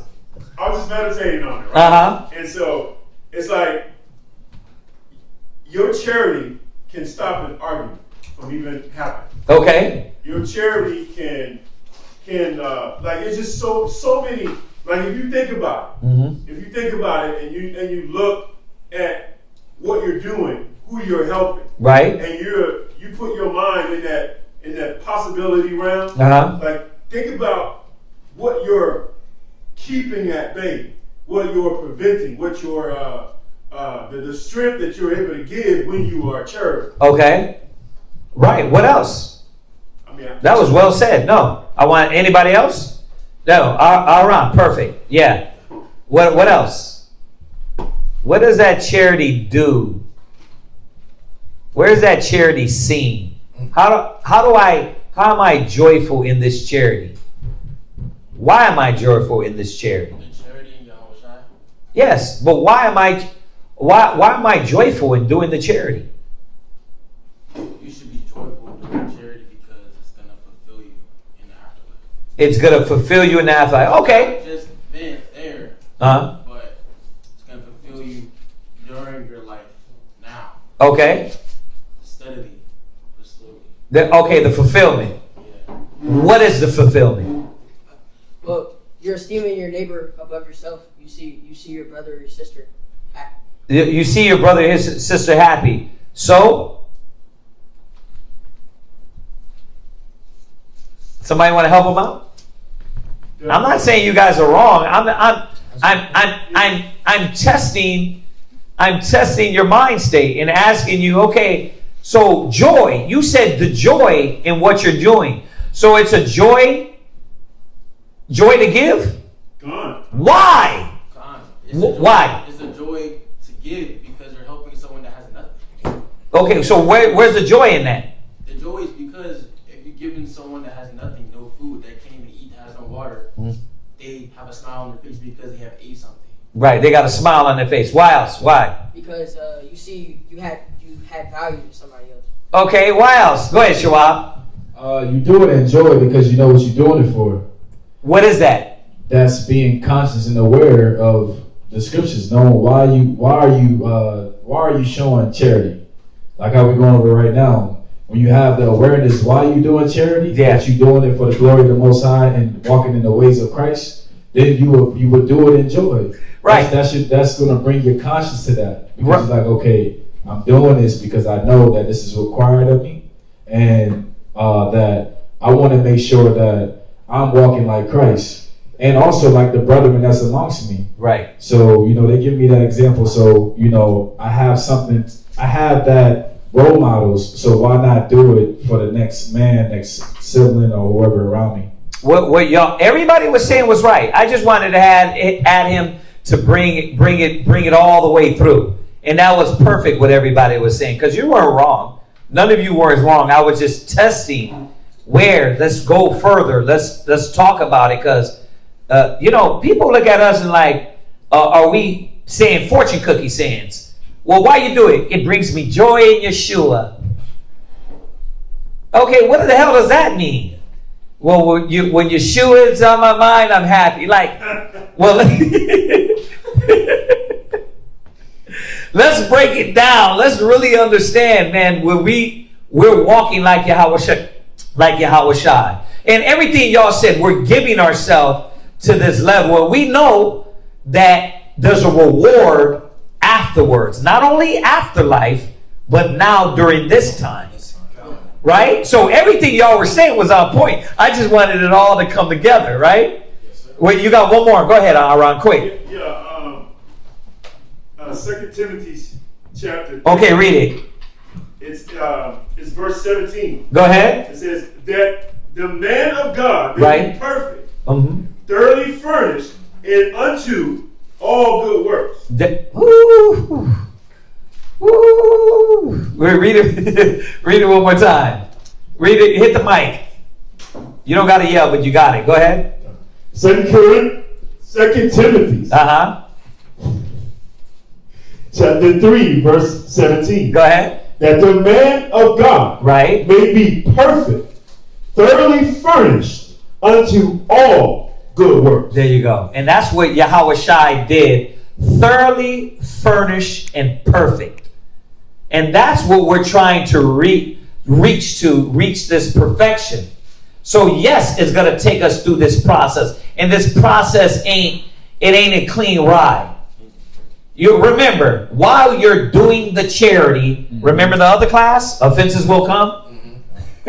While you're doing the charity, remember the other class? There will be heresies among you. Wait a minute, so I got to do my charity while there's offenses, heresies. It's like, well, how do I do that? Right? How do I do that one? It says, you know which one that hit me recently? Pray for those that despitefully use you. Right, yeah. I'm like, yeah, that's the one right there. That's what I needed.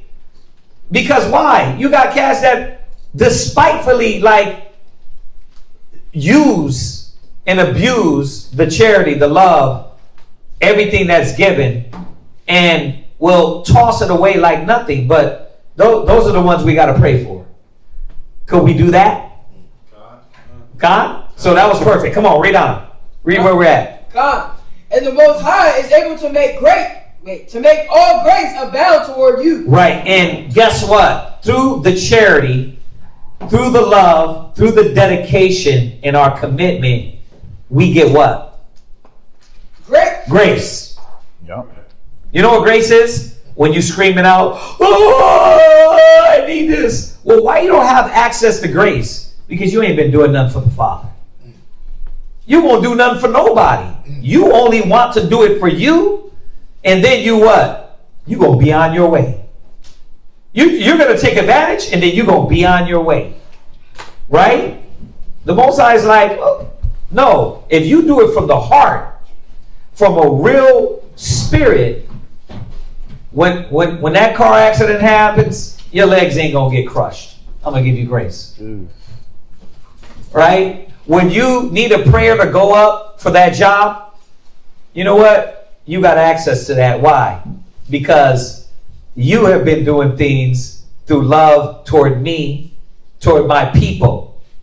So I'm going to give you, I'm going to give you this pot of grace that you have for yourself. Mm-hmm. But none of us have these things stored up. And then we start punching walls.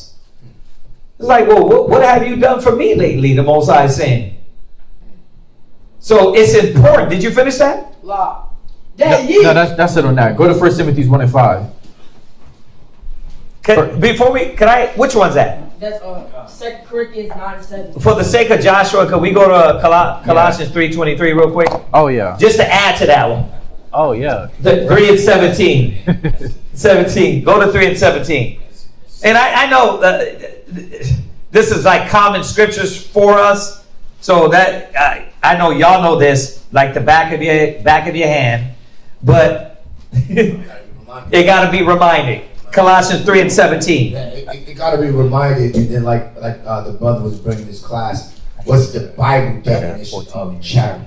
Oh, you're at 3:14 because many of us had gotten a ride or gotten assistance from somebody who you could clearly tell was not doing it with sincerity. Right? I'm going to read 3 and 14. Colossians chapter 3, verse 14. And above all these things, put on charity. Put on what? Put on charity. Put on charity. Remember, this is not just the word. It's I'm going to read it again for Jaquan that came in. Jeez. I'm going to read it again. This thing right here. Okay. We still haven't got to. Okay, it says, for y'all that came in, charity means love, but not just any love. It's not emotions, not attraction, not talk. It's action based. Put on what? Charity. Action. That's what it's saying. No. You got it right. I'm just doing the definition. Put on action based, selfless, obedient love. It says agape, a love that chooses to do right by others no matter what.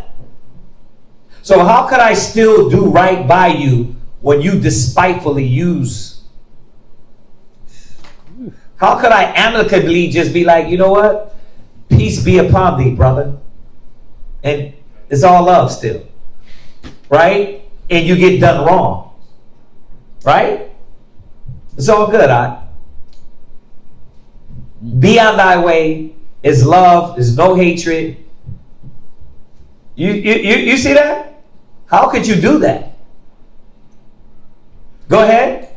And above all these things, right? Put on charity, right? Which is the bond of perfectness. But perfectness? God. Yeah, but which is the bond of perfectness. Remember, we just read it in Timothy's, right? Which was Timothy's what? Timothy's 3:17. All right, read on. And let the peace of God rule in your hearts. Right. So remember what y'all were saying earlier? Y'all were like, well, I'm doing this for Christ. I'm doing it to walk like Christ. Well, what else does it give you? Like y'all were saying it, but I was trying to see if we really understood what was being said. Because what is it, you said it earlier, Joshua, what is it happens when you give that person that food?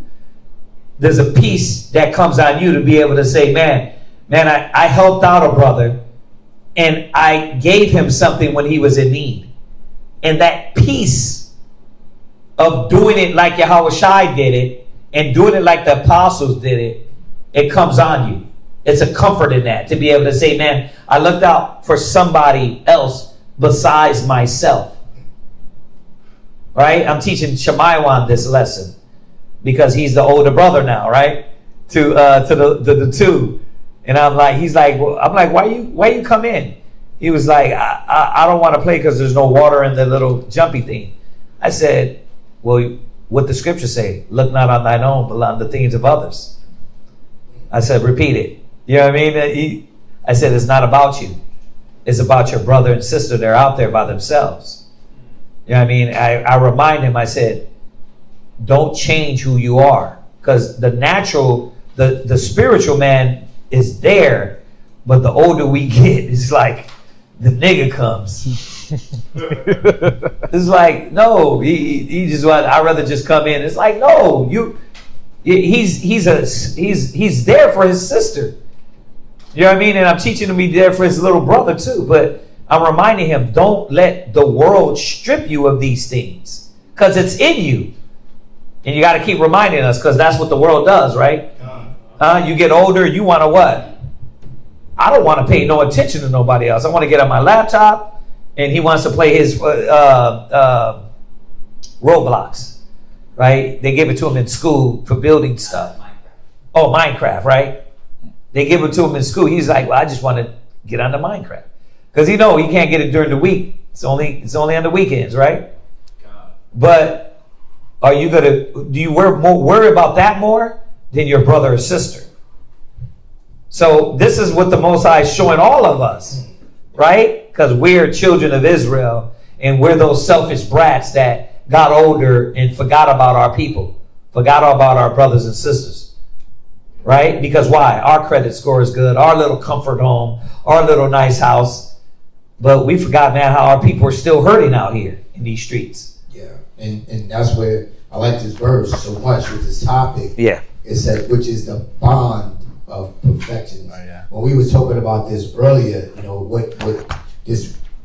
what came to my mind, you think about charity when it's done right, when it's done with love, when it's done with everything, like we said in Corinthians 13, right? Mm-hmm. That it suffered long and envy is not. It's like, how else do you know that's your brother? Because it's not about him, it's not about her, it's about us, right? And that's what the bond. You get these bond moments when somebody is giving with the right moment, whether it's to the high point or nothing. You're giving me something, and I appreciate that you thought enough about me to give me your last, or not you giving somebody garbage, but you giving, you have a care, and or you give a ride when you could be sleeping. Like, people appreciate that, and it makes a bond. You might not even realize it all the time, the effect that you have on that next individual. Right, and that's what the Greek, when you look at it, says that which is bound together like a bundle. Right, it's all of the things that we're now reversing from y'all brought out Deuteronomy 28 and 54, when that evil, that tenderness used to be there, Well, how do you bring it back? Well, you got to be loved. You got to love it. You got to have charity. It says uniting principle. This is the principle. So as we always want to talk about power to the people, we want to. But how are we going to do that if we don't have charity? Yeah. How are we going to try to come together if we don't have? Or your charity is fake. Yeah. Your charity is fake. You know how it looks. I don't want to throw the scripture off, but I'm sitting on this Proverbs, right? And it's talking about how the righteous man is kind to his beast, but the wicked are, and that's talking about animals. Yeah. But you ever see you ever see people, especially black people with animals, and you look at Esau with their pets. We look cruel feeding our dogs, taking care of our dogs. We look cruel because there's not a real charity in it. It's not a real love in it. You ever see Esau do it? Yeah. They order their dog food. They're rubbing their dog's back. Yeah. Right? They're delighted in, but if they do it with a pet, right? If you see how they do it with a pet, they don't do it with their own people. But what I'm bringing this out to highlight is how cool it looks when charity is not done right. Look at how your cousin had the dog on a chain in his own feces. Oh wow. Bowl is empty, bowl is dirty, he ain't washed the bowl.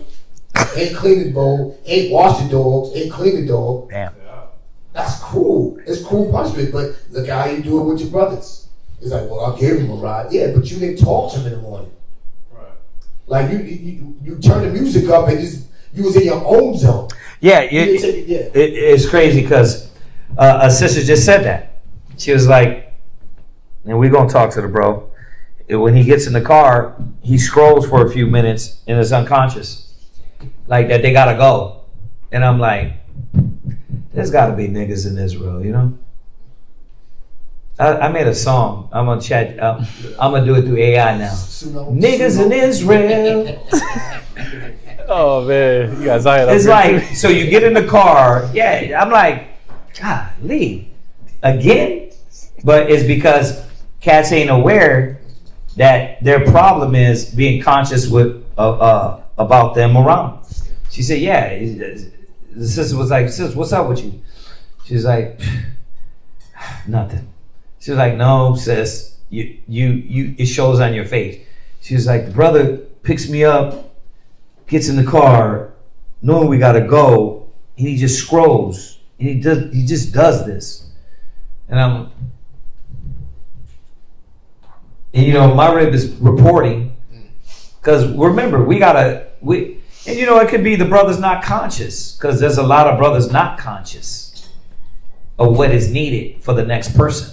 That he's around, he gets too comfortable, too lazy to know, okay, I'm around that young brother. And that brother don't need that. That sister don't need that. What do they need? Yeah. What do they just need the ride?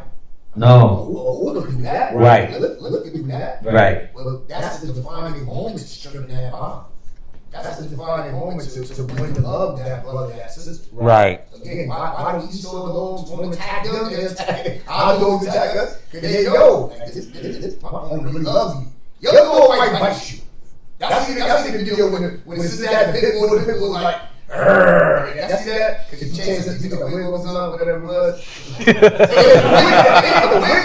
What? It's the spirit of the owner. You don't really care about me. You don't really love me. You don't take care of me. Yeah, feed me. But not what kind of spirit. Right, cursing at the dog, moaning under the breath. I mean, you do things the same way though. Yeah. Like you pick up the brother, pick up the sister, did what? That's a intimate moment for you to really show that. Yes, what did Christ say? Those that do the will. So, you do the will in church or at camp? Yeah, that's the time you're supposed to be. And this is the thing about the young officer, that you're getting to know everybody. And we getting to know everybody and talk to them and deal with them and communicate with them and, hey, what's going on? How's it going over here? That's how we know everything. Well, what's going on with this brother, this sister? Why? Not because we're being nosy.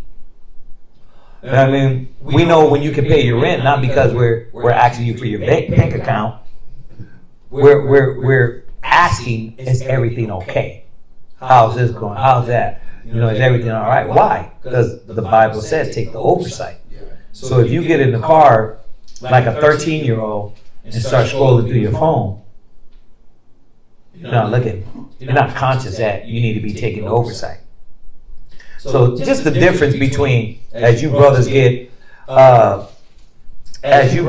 start increasing in the spirit and moving up to a bishop, know that the one big thing is that you got to be conscious of your brothers and sisters. You know what I mean? Even that much more, especially when they're looking to you for a lot of communication and answers, talking, right? Yeah, go ahead, Shawab, what you say? That was bond in the verse that we had. What verse we had? Verse 15. Yeah, verse 15. We see that bond. Guiding principle. And let the peace of God rule in your hearts, to the which also ye are called in one body, and be yet thankful. Yeah, see, and that peace and being thankful, right? Remember the peace y'all were talking about earlier that it brings to you when you do these things. But what you're also doing what? You're being thankful because you're saying, "Dang, you know what? It was done for me. I can do it to the next brother, right? As freely receive, freely give, right? Go ahead. Let the word of Christ dwell in you richly. This is how we know it's rich in you, because you're not having to be coached. The word, you're reading, you're studying, you're abounding in the word, and the word is richly in you. So remember what I was saying earlier? It's not that we're putting you on a time clock. That's whack. It's that we're just looking at the word moving you. And we're able to see if it's richly moving in you by what? All wisdom. Right? By all wisdom. Why? Because the wisdom is what? The correct application of knowledge. So you're reading it, you know what is the acceptable will of the Lord. Well then, thus saith the Lord. That's what I want to do. I want to please the Most High. Right? Go ahead. Teaching and admonishing one in songs and hymns. Right. Teaching and admonishing. One another. You understand that? Wow. Yeah. Come on. But that's what makes it thankful. Though. Think about the brothers and that come around, like when you see Rochester. And I was just telling us, I was reminding the brothers, with Shaquat, or guarantee Shaquat, all the brothers. I just happened to think about Shaquat. He's going to make sure he'll give you something in the conversation. Am I lying? Wow. He's going to make sure, it's like he's thinking about you. And doesn't that make you feel thankful that this is your brother, that this brother cares? Why? Because it's always about that admonishing. It ain't about, hey, what's up, man? What's up with them Lakers? Like, yeah, kind of Lakers. We talk, we do all that. We do all of that. But he gonna make sure he leaves you with something. Right. That's a brother. Yeah. Because you ain't gonna be in a car ride with him. Well, he do go to sleep in the car, but when he wake up, when he up, he gonna make sure he give you something to feed your spirit, to feed your soul, to keep you going in this fight. I mean that, and I highlighted him. Same thing with Kazaki. Same thing with all the brothers. That's what makes us brothers, though. If it says a friend of an old time and a brother born for adversity ain't always, I just need something. How about just, they need some carnage. How about you feed the spirit? Right. Yeah. How about that spiritual charity? I can say the same thing even about Zion. I remember we talked for like 2 hours. Well, it might have been that long, a little bit less, but I remember he was tussling with the baby the whole entire time. Like, baby crawls on around his back, and he's just locked in. He's like, yeah, man, so, just go here real quick. Boom, boom. Like, and I'm like, bro, God, I'm locked in, and I forgot the baby was crawling around him. But that's the charity. That's the love, that love that's rooted in deep, in these brothers when they come. You can see it. You can see the example. That's why we ask brothers and sisters, sit back and watch. Sit back and watch and see how that charity is long suffering. That's one thing that really hit me as I was meditating on earlier. Like, how long can I do this? And some of us have to really meditate on that. How long can I keep giving and being in a position where I know it's going to hurt a little bit? And if you're not ready to already take that action in your mind, then when the test comes, you're going to fail the test. You're going to fail the test, and then you're going to be like, I didn't expect this. Well, because you didn't pay attention to these scriptures, and you were supposed to be meditating on these things. So let me get one. Hold on. We got to get to this point. Jump to verse 17 and then we'll read 23 real quick. Verse 17. And whatsoever you do. Go ahead. In word or deed. So whatsoever you do in word, very important, y'all, because apparently now Hebrew Israelites, what they say don't matter, but it should. If you say something in word or what? Or deed. Or in your action, go ahead. Do all in the name of the Lord. Yeah, you got to do it in consideration that you're pleasing the Father, and that the things you say and do will have an effect on people around you, right? Even if it's an admonishing, even in correction, right?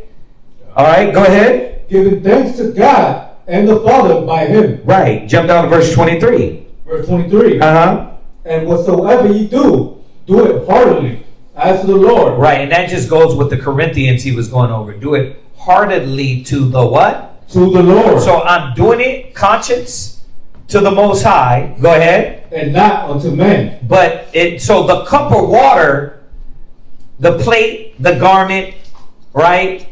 Those sisters that's doing your garments, they know it's about what? It's about pleasing the Father. If they make that plate, they serve that cup of water, it's about pleasing the Father. Because that's what the women of the Bible did. Right? The same thing the men did, the charity, the love, the dedication. Right? The ministering to the saints. That's what they did. Y'all see that? But they had to do it conscious towards the Father. Go ahead. I have one. Go ahead. Ecclesiastes chapter. Okay, I'm gonna let you pull it. Let me finish this. It's right here. You got it next, though. Go ahead. Knowing that of the Lord. Knowing what? That of the Lord. Go ahead. You shall receive the reward. Right. See what y'all were talking about earlier. It was on point. Knowing that you're gonna receive a reward, the inheritance, if not in this life, in the life to come. Go ahead. For ye serve the Lord. You what? Ye serve the Lord. Christ. Right. So wait a minute. What my actions, but I'm doing it towards man. When you give the cup of water, when you give some food, who are you doing that to? Man. So you got to know what a man pleaser is. You don't even know what a man pleaser is. See, that's why if you don't understand the scriptures, you'll get it. You won't be giving charity and love to brothers. That's not a man pleaser. Man pleaser is you're doing it conscience pleasing man. To be seen of man, not the Father. Yeah. But now we do it conscience toward the Father, right? But to man. So when I give that cup of water, yes, I'm doing it to my brother. Right? Because that's the level we got to get to, right? As well. I give my brother a cup of water. I'm not saying, am I saying, you know what? I'm going to give you the cup of water, man. It's because the Most High commanded me? Or is my love abound to my brother? Okay, so don't get it twisted. Go ahead. No, it is your love abound to the brother. You're doing that giving the cup of water to your brother as if that were you or Yahweh. So why I got to be reminded my conscience toward the Most High? You shouldn't. Why do I got to be perfect? Good. You shouldn't. But why do we got to be? We shouldn't. Ideally, y'all, the law is for the lawless. Right. You shouldn't have to be reminded, hey, be a brother. Right? But why are we reminded? Because no. How do I? I would say because you're not thinking about the scriptures. Like, if you do it to the least of me, you've done it to me. Right? I mean, what do you mean? Like, that's not in your mind. Like, I'm doing this for Christ. Right? Right. But why though? Why does it have to be that way? Why is he got to remind us when it don't? Ideally, we shouldn't have to be told that. Hey, give that brother a cup of water, man. Do it to Yahweh. Yes. Right? But why? Why got to be reminded? Do it to the Most High. Go ahead, Shawab. Why? Because Satan exists. So Okay, go ahead. yeah, I mean, you know, the scriptures tell us to be sober. Uh-huh. You know, so that's having clarity of knowing what you're doing. And No. Okay, go ahead. Go so ahead. Satan comes in, he can deceive you to where now you're not conscious and aware of showing that brotherly love, because your mind may veer off. You're not meditating enough on the word. You're not getting in the book. You're not reading. You're not studying. You're not meditating. So let's say if you have a repetition of getting off and doing like carnal things, then you're going to start moving carnally.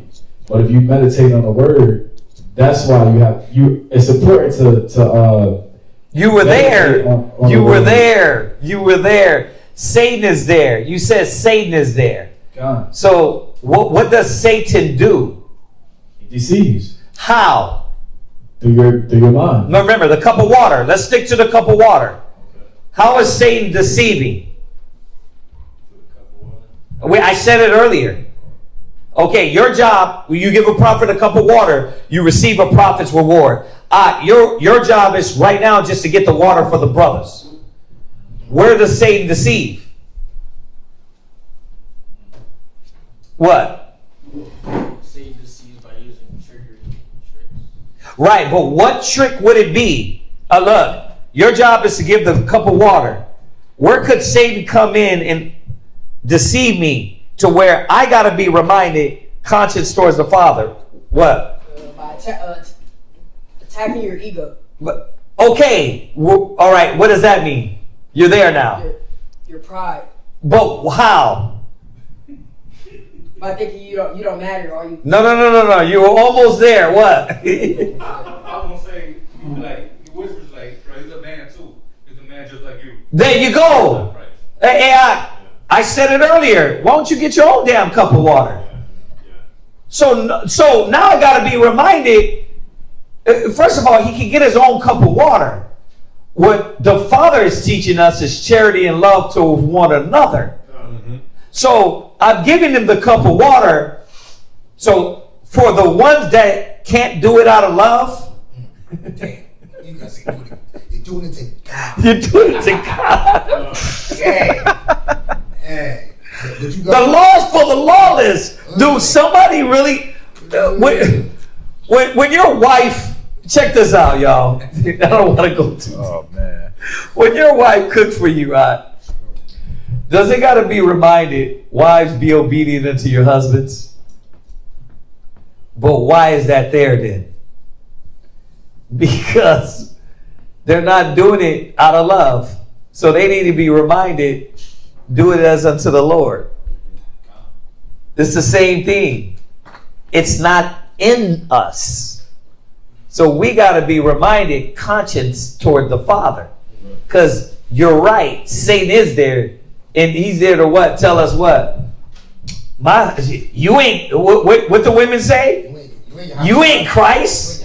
That's why it says what? Wives, be obedient unto your husbands as to the Lord.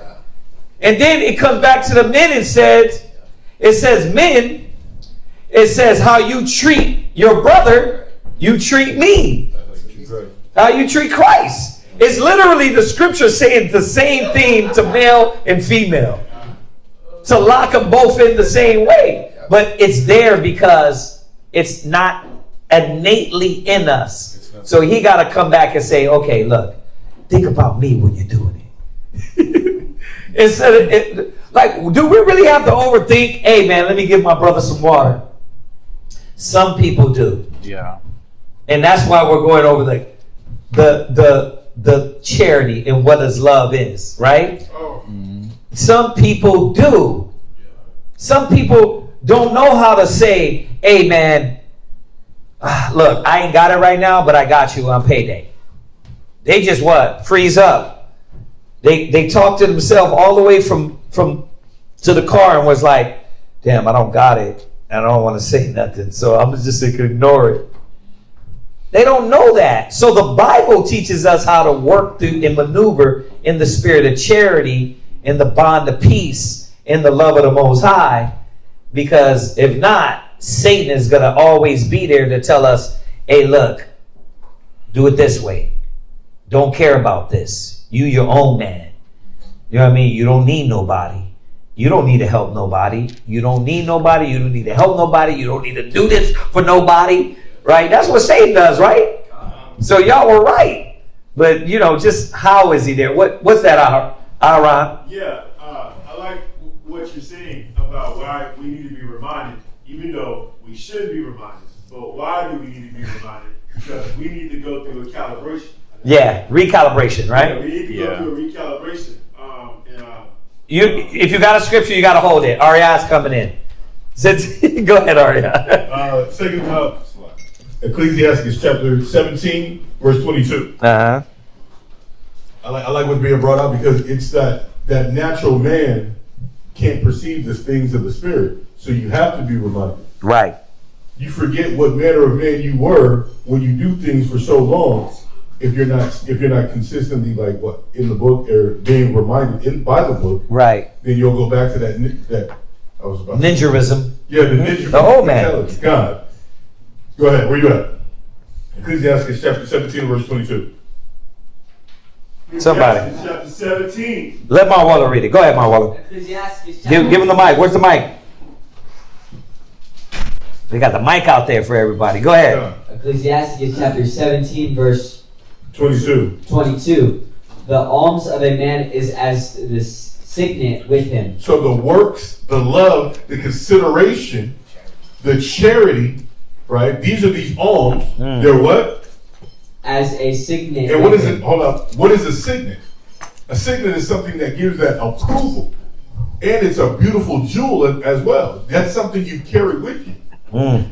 So that love, you carry it with you all the time. It's like, it's not a reminder. It's not becoming a reminder. It's dang, I can't imagine not doing that. It's you're bringing it out perfectly because I like it's a signet. It's like that we know you for the lion chain. Yeah, it's what you're known for. What you're known for. It's evidence. When the charity. There it is. When the charity. Yeah. No. Go ahead. No, you're adding. You're not cutting me off. You're adding. Go ahead. Wait, no, because it's so clear. Our whole brothers and sisters to get us in the right mind, when you do things in the right mind, right? When you graduated from having to be told Colossians 3:23, when you actually do look at your brother and sister with some value, right?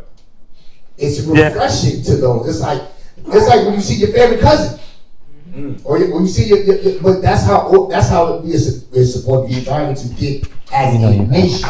Because the other people, the other nations are going to look at you and say, "That's how y'all treat everybody good." What happened when the Queen of Sheba came up to Solomon? Man, she thought the doorman. She thought the doorman, because he was so decked out, he was the king. Because he had all things common. Yes, he was the king, he was the head, but he was like, listen, if I got it, you got it. It's the same scripture I pulled the Ariana like this morning. If one suffer, we all suffer. But if one reign, we all reign. We all rejoice, right? Uh-huh. And that's the signet, that's the love, and that's what you keep with you all the time. But that's what you're going to be known for, right? So if this man is known by his charity, that's what he's going to be known for. If he doesn't have it, what is his signet going to be? It's like, dang, where's your chain at? Yeah, it's like the guy that didn't want to marry bring an heir to his child. I mean, to his brother's child. Onan. Right, but in the law, if you don't want to bring an heir, right, you would take his shoe off and spit in his face, and he would be known as what? The shoeless dude. He would be known for being uncharitable. Right. He's like this guy. He's the guy that didn't want to bring heir to his family. Right? The selfish individual. Right. Yeah, but look, y'all, it's 10:22.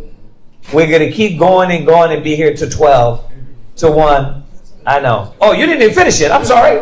My bad. That's the first precept. Oh, I didn't. I thought that was it. My No, bad. it was just My the comma. apologies. Just the comma right Go there. ahead. Go ahead. And he will keep the good deeds of man as the apple of the eye. And he will what? Keep the good deeds of man as the apple of the eye. That means what? That means what? That's his priority. Right. That's what makes you beautiful. There's so many scriptures that line up with that. Uh-huh. There's so many scriptures that line up with that because you're keeping that as the apple of the eye. That's how the Most High looks at you. So now you're becoming you're emulating what the Father does, and that's becoming within you. That speaks for you. And like anything, when you like the scriptures warn us about a little leaven the lump. That's in the negative. But what about iron sharpening iron? Yeah. So if you got a bunch of selfless, charitable, willing, and loving individuals around you, you're going to feel like the oddball because you're doing it grudgingly. You're going to feel like the oddball because you're like, well, damn, I'm tired, or because everybody else is going to, they're going to catch that spirit. That's the 1722.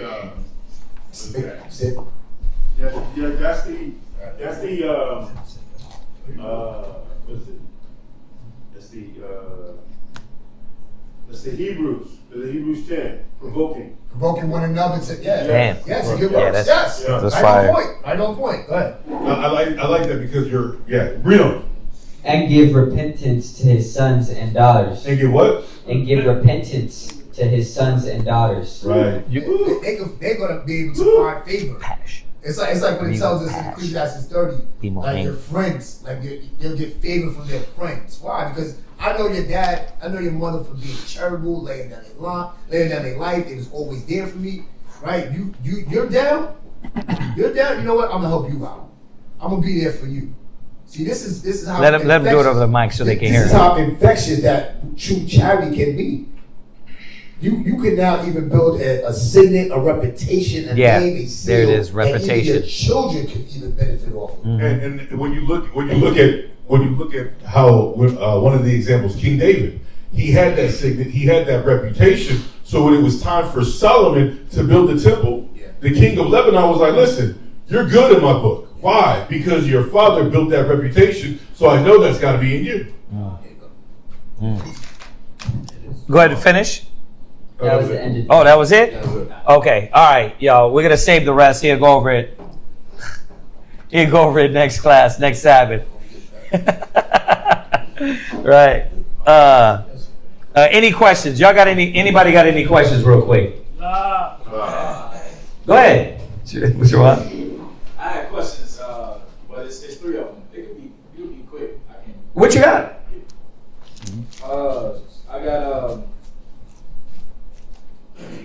I got Genesis 26 and verse 26, Genesis 27 and 40, and Genesis 29:17. Genesis, give me that other mic. 26 and 6. 26 and verse 26. This one's good. 26 and 26? Yeah. Okay. So, my question in that first one is, how did we communicate with other kings when we spoke Hebrew? And this on that verse. Oh, remember, you had, the nations were divided, right? What was the first original language? Hebrew. So, the Hebrews kept the language of the past. So, in Mesopotamia, if you grew up there, what languages were there? Hebrew, Aramaic, right? Farsi, right? All these different languages. So, what languages did they speak? They probably speak Hebrew too, right? Communicating with a Hebrew, right? That was read the scripture. I know read where we're at. Genesis chapter 26, verse 26. Then Abimelech went to him. Then Abimelech went to him from Gerar, and Ahuzah, one of his friends, and Pakol, the chief captain of his army. Okay, so what was Abimelech? Abimelech was one of the kings.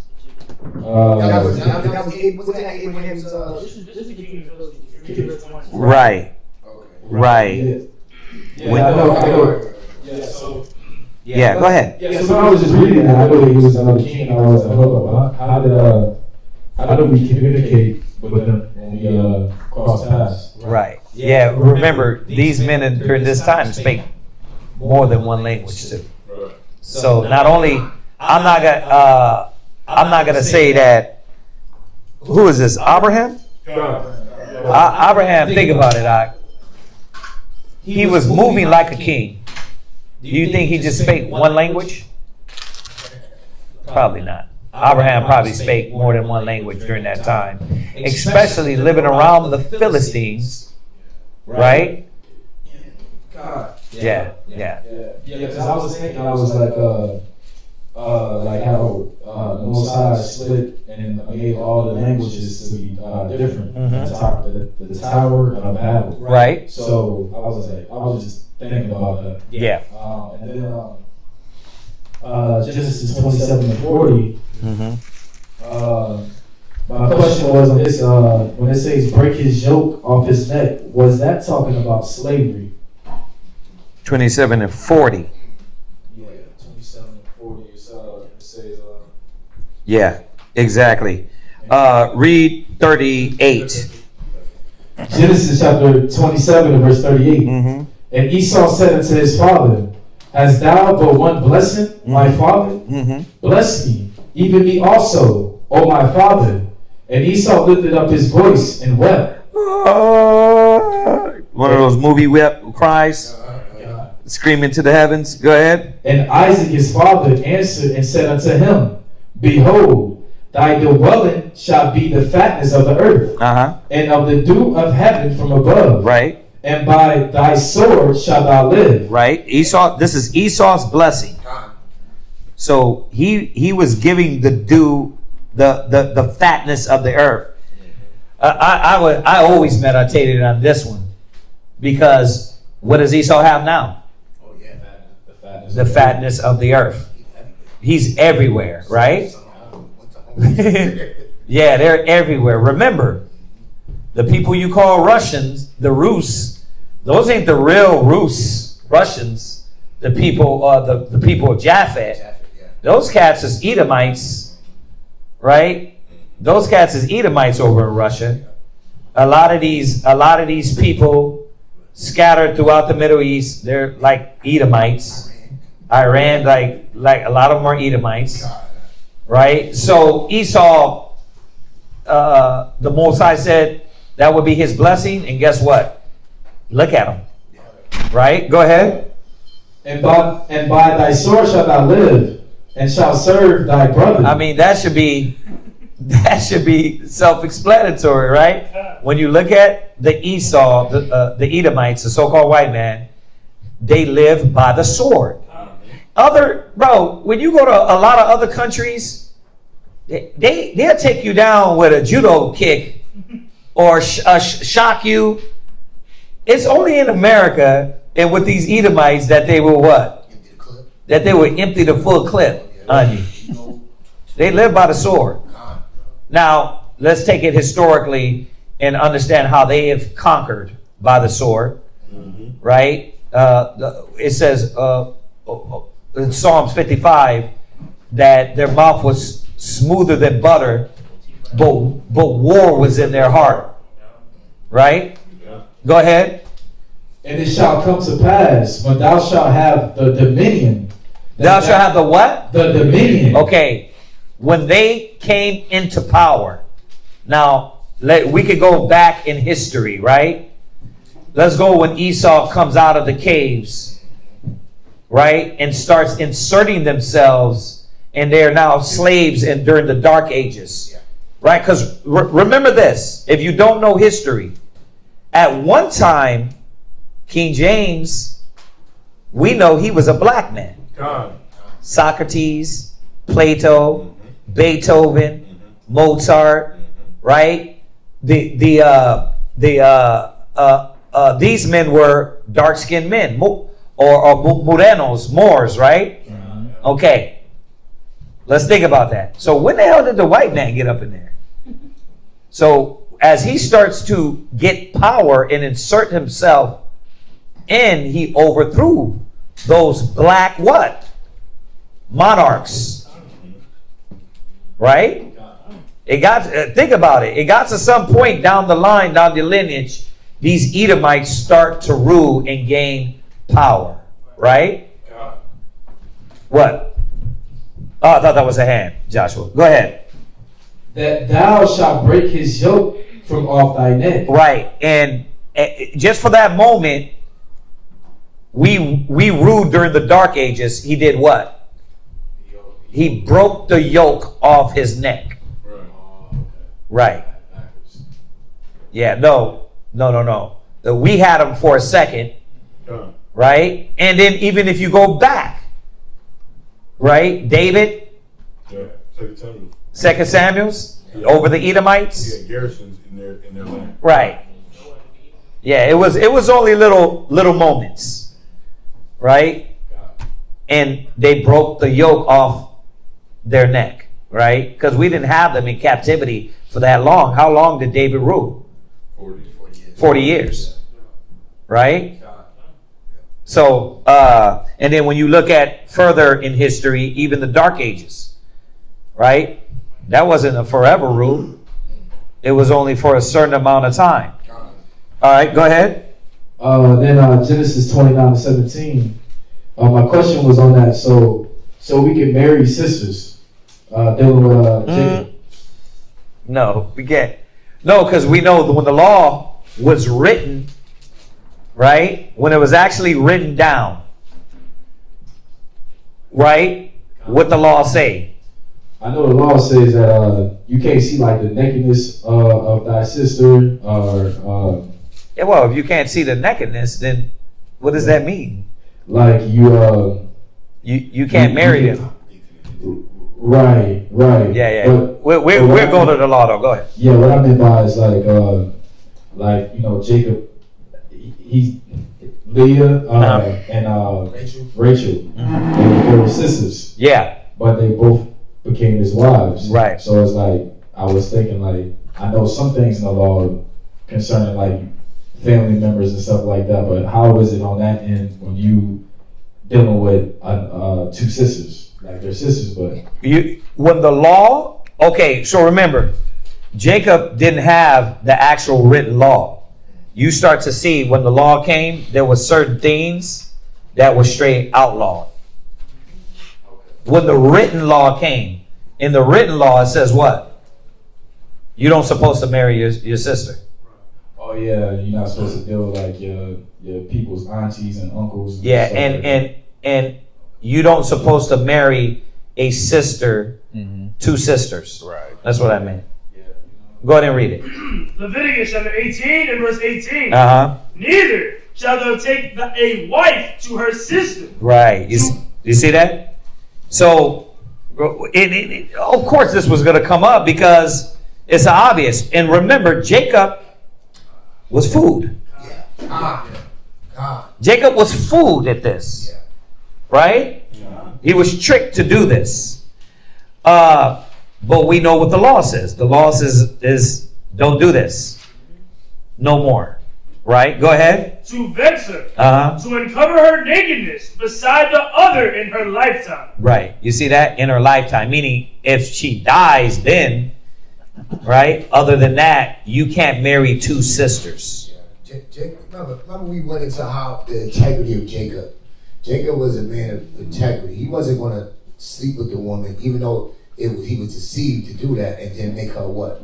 A whore. You see that? So even like the law had to be put down for the lawless. Like, so Jacob could have just like, wait, if you tricked me, just leave her out there, she would have never got married again. Yeah. Right? But this man being a man of integrity, being in the spirit of the Most High, took her on. Yeah. So I mean, you don't see that and lawfully. See, this is how you know he wasn't checked for that, because that wasn't his plan. That wasn't his intentions. Right. His intention wasn't to try to get two sisters. You see that? Yes, sir. Was that it? Okay. Anything else online?